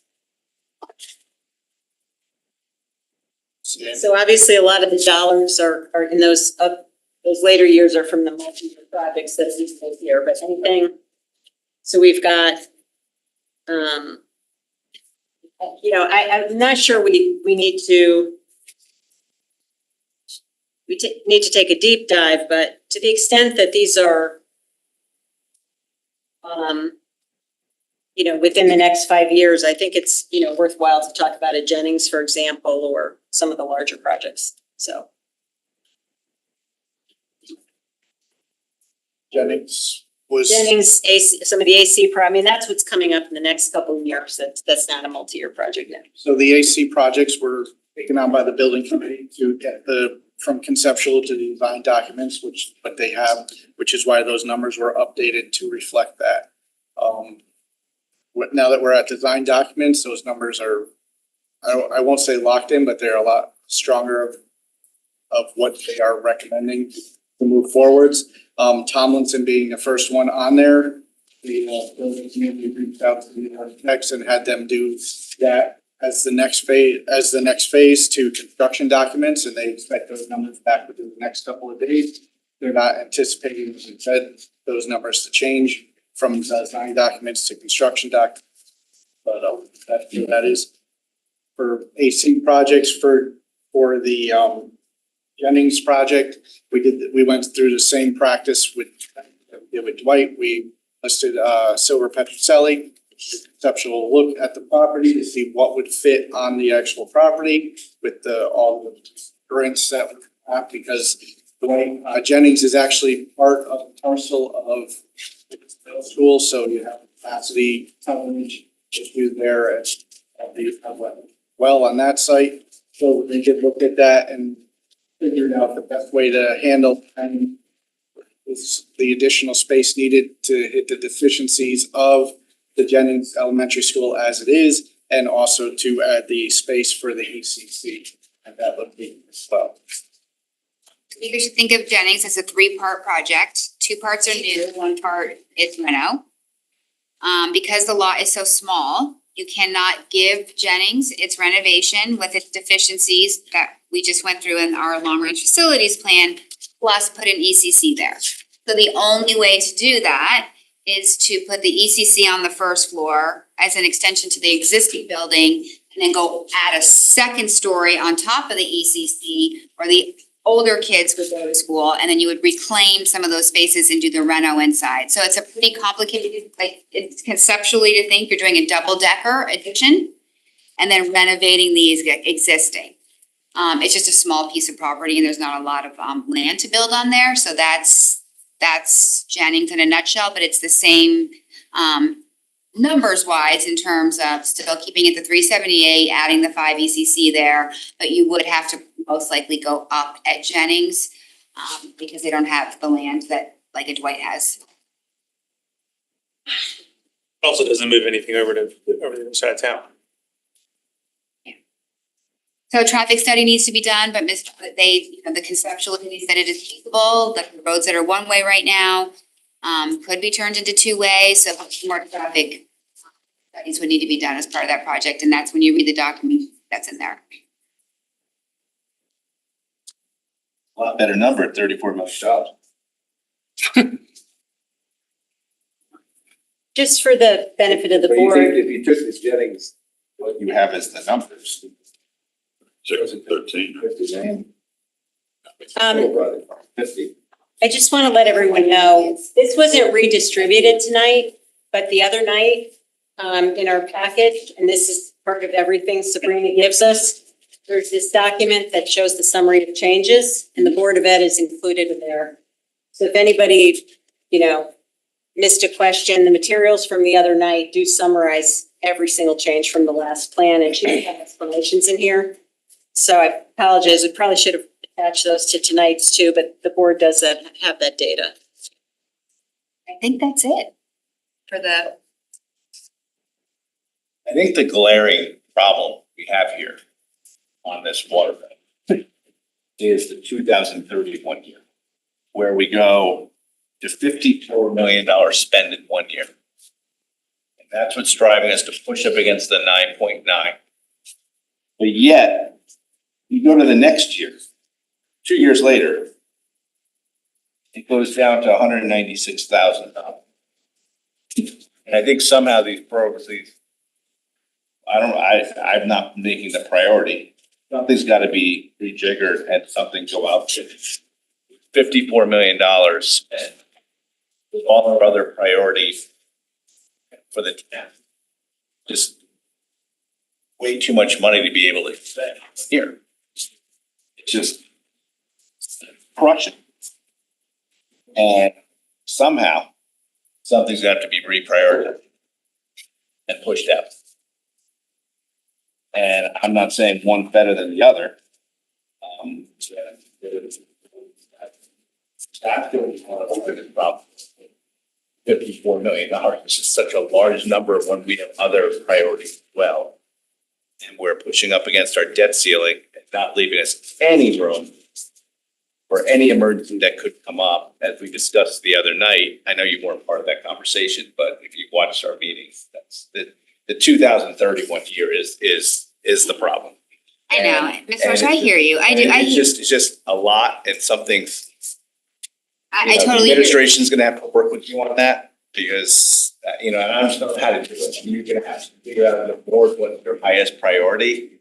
And I'm not saying that the students don't deserve that air conditioning, nor do I saying that the amount of money for this, there's different air conditioning things, plus there's the getting school stuff. So it's just like a lot all in that 1 year, and it's scaring the hell out of me, to be honest with you.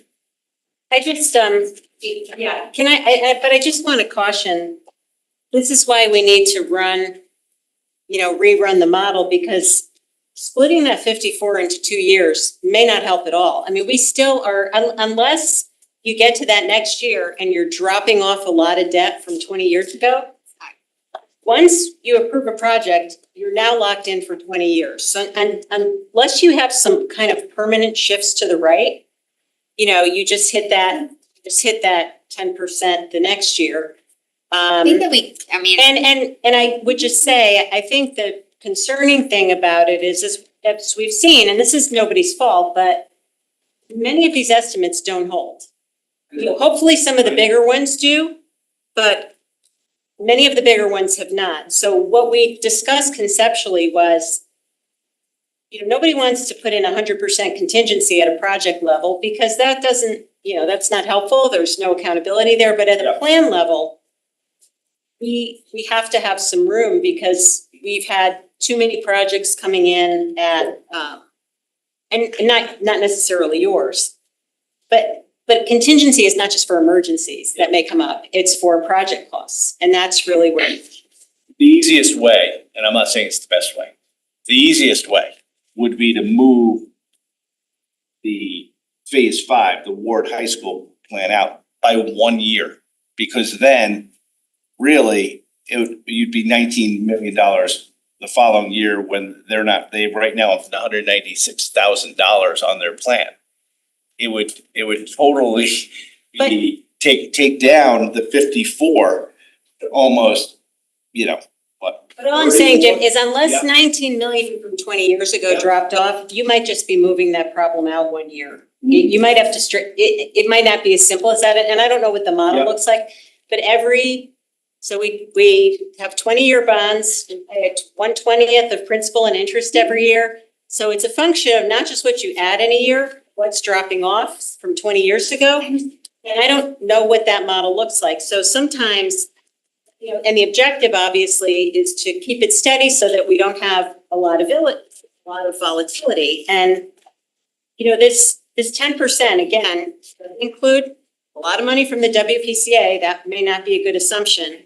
Just so people understand, it's not a theoretical percentage. Going from 6.5%, 10% of debt service, that's a 3.5% increase on the mill rate before anything else, before actual salary increases, before inflation, before anything. That's what that means. So when you have something like that, it tends to put a lot of pressure on the aspects of the budget, right? So ideally, you want to figure it out. So the conversation that had, the fact that we were under investing for so long. we were. Right? That's the bottom line here, right? The bottom line is that for decades, Fairfield didn't invest enough in its infrastructure, so now you've got a big hole. We've got a cliff. You've got a huge hole. So I hear you, but I also hear wouldn't that just keep us with the cliff if we don't do a massive correction? It's going to have to increase. Right. And I think we'll just keep growing, right? part of this is understanding it, educating the community. The numbers should not have gotten down as low as they did. We had ARPA money. We spent ARPA money instead of capital. We didn't have enough project resources to do both. There are a variety of reasons. We optimistically projected projects that we didn't do and therefore didn't spend. That was another, again, major reason for underinvesting. So all of that is why we want to do the best we can to get the planning right. And I think, to Jim's point, that is kind of a glaring problem there. I don't know how much that helps because I don't know what it does to the whole model when you push it out. So, there's just some work to do, but this has been, really helpful. So, Amy, did you have Yeah. So when we look at the chart from Tuesday and we see that we're at 6.9 level or 6.6 going up slowly, is it too late to move projects up? Can we front load anything to get them in more current years? So Yeah, that was Move Greg. Jennings up or move Dwight up to do it next year? I'm just. So twofold. So partially, we're looking at the 10%, but you also look at the step up in the annual debt service fund payment. So if you put too much of it too early, you see years where it's increasing already by say 2 million, you may increase it by 3 or 4 million by loading it too early with the principal and interest payments. So there's a balance here, and trying to kind of juggle all of that at the same time. Is this some of the stuff that we're gonna walk through on Yes. October 17th? Because I'd like to understand and see the financial model, because when I look at it and I mean, these numbers are, it's a plan, obviously, but we have to think about it 10 years out. But I don't know if there's any capacity, well, to look at it, but to shift timing. Because if we're saying we've been underspending for years, is there a way to move some up?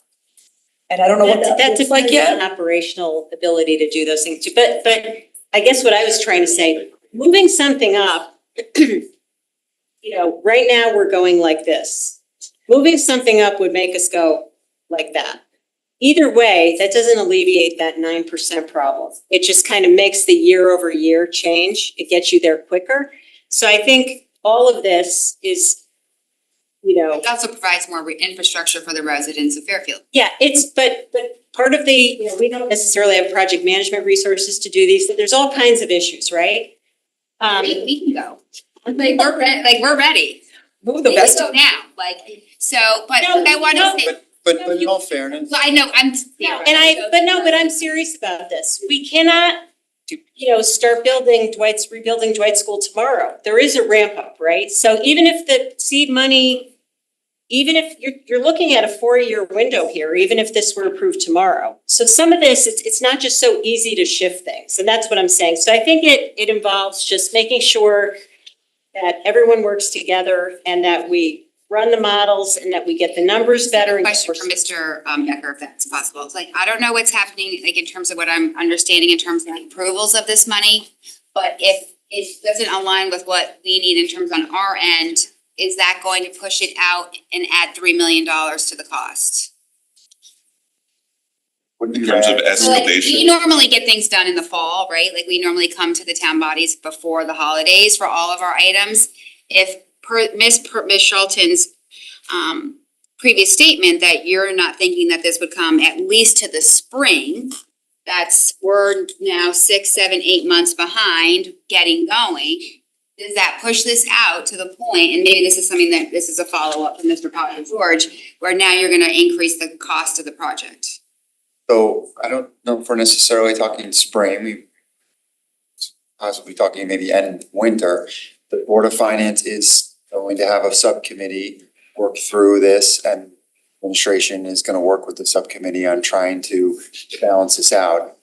I would personally, from my vantage point, as somebody who spent the entire summer looking for staff to work with staff, quite frankly, to address all of these concerns with the timing of these projects, I would encourage central office, the Board of Education, whoever wants to make the decision, to let Mr. Papageorge and his team sit with me, or even remove me, but my team, and work through these things, because that didn't happen. So when you look at projects like White and the timeline and the cash flow and the escalation rates, the issues that are now coming out tonight, some of, not gonna say all of them, but some of them could have been avoided. For instance, if you look at Dwight, probably should have an escalation factor.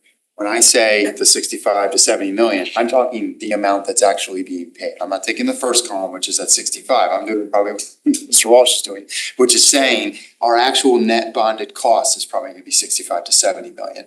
That's a big difference. When you look at what the chair is saying in regards to the timeline of the payments, most likely, even doing this early and kind of heading right to the gates to get the project, you're probably actually paying some of that money in that 4th year. It's not being accounted for.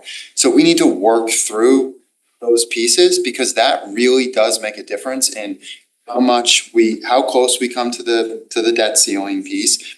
And also how fast that hit occurs on our budget. That's just White, and it has to happen on every one of these other projects. So I know that a lot of work has been done. I know juggling the HVAC, looking at certain timeline on certain projects to even account for doing earlier projects that may escalate faster, so we get them out of the way. That's the same thing. But there's a lot of work to be done, and it's probably gonna be, my suggestion would be a marathon over the next, say, 45 days if you want to get stuff done in a November, December timeline. That's your best shot at that happening. So I would, or board and central office to allow that process to happen. And we will do what the administration has said, which is really try to get as much, just like on the town side, as much of the board items done and as soon as possible, knowing that we've started this out for many, many years and there's a lot of things that need to be done. Thank you. Thank you. All right, does anybody else have any questions? Is there any new projects on here, not air conditioning, that it went up in price? Anything new that's on that we haven't talked about so far in depth? That was new from last year to this year, not changes in cost, new, other than the artificial turf. Yep, that is the. Yeah, just the turf. Nothing else. Nothing else. Okay, thank you. Say Helen? Are there going to be pickleball courts at the ward? Where? With the ward tennis? We're talking about adding basketball, and there was, over the last year with this, we don't need tennis courts because they don't really use them. We're gonna do pickleball and tennis courts. Just wanna know, Is what delayed this project was the going back and forth with, do we add pickleball court, push it out higher because we have the space there. Do we need the courts? Currently, the school is not using the courts, so give them to Parks and Rec and say, okay, you guys can do whatever you want with them. The school does use them for gym class, so there was a lot of research done into it before we moved this project forward. That's why it seems like it stalled, it didn't stall, there's just a lot of back behind going on.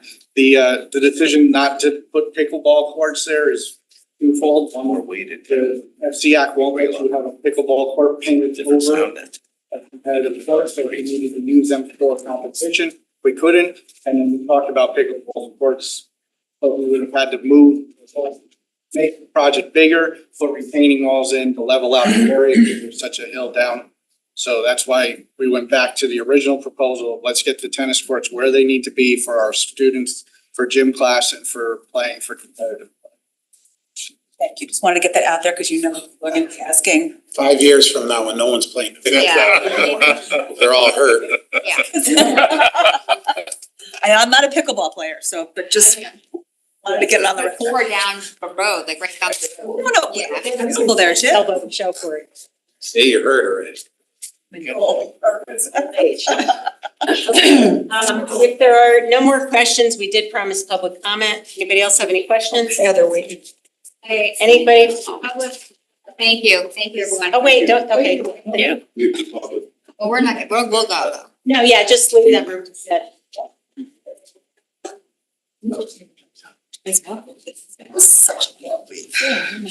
Thank you for being motivated enough to stay here until 11:30. Sorry to keep you waiting. I find it all very entertaining. I'm Okay, happy to be here. thank you. Can you just state your name and address for the record? Dina Ryder, 400 Flintlock Road. I'm a Dwight parent, so I'm here representing the Dwight community. I have 3 boys there, kindergarten, 2nd, and 5th grade. I have something written I want to read, but I also want to address the fact that I think there is a conception in the community that Dwight is surrounded by tumbleweeds and a ghost town, and it's not like that. It's Lower Greenfield Hill and Southport. I actually live in Southport. I can walk to Mill Hill. It takes me 7 minutes to get to Dwight, and I have no problems carpooling. Boys, carpooling is my life, so not an issue. So what I want to read is that I'm here to support the Board of Ed and Facilities Committee in their request for seed funding in order to get the process started on rebuilding our school. As I'm sure you all well aware, a host of building issues have popped up with our school over the years. The plan has always been to build a new school, but this has always been pushed further and further out on the waterfall. The price tag is a tough pill to swallow, and we understand that. The Board of Ed has spent countless hours exploring alternatives such as closing the school down, redistricting, and adding on to other sites, as well as adding on to the existing site. It's been proven time and time again with research and data that these are not feasible options. We are faced with the potential opportunity to rebuild the school now. The price tag will only inflate the longer that we wait. Fairfield cannot function without Dwight. It's not only an asset, it's a necessity. With the opportunity of a rebuild comes opportunities for reconfiguring our ECC setup, balancing utilization across town. Moving ECC from Stratfield to Dwight would enable Stratfield to welcome a large cohort of McKinley students and alleviate overcrowding. The building has been deemed to be in fair condition, the lowest acceptable standard. One day, inevitably, the building will fall into the fourth category and will be deemed unsafe for students. This will lead to an unexpected closure, which would lead to extreme chaos, overcrowding, and scrambling for a very expensive solution. Please vote in favor of granting the seed money in order to move the process forward on Dwight 2.0. Thank you very much. Thank you. Thanks again for being here.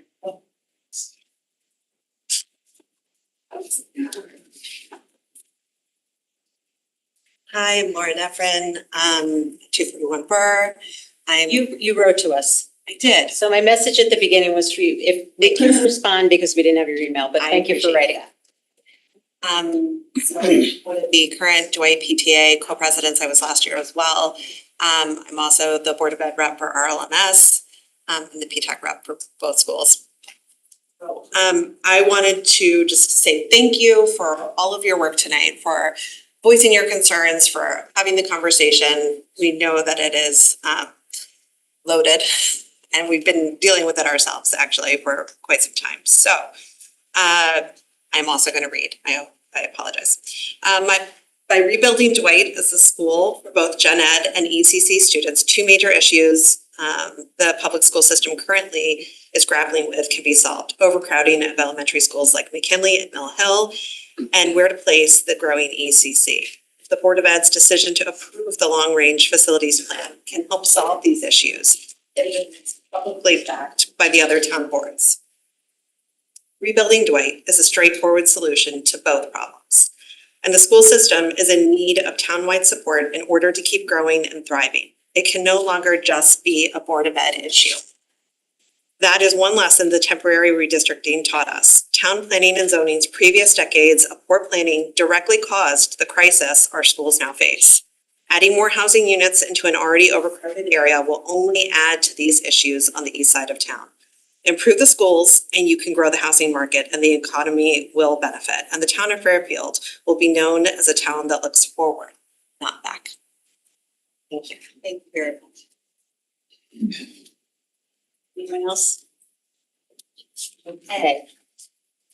All right, thank you, everyone. So we have some to-dos. We have a regular meeting next week. I know. So we'll see you then. I want to thank everyone. I'll make a motion to adjourn. Second. All in favor? Okay. Everyone. I gotta go back to the boondocks. No.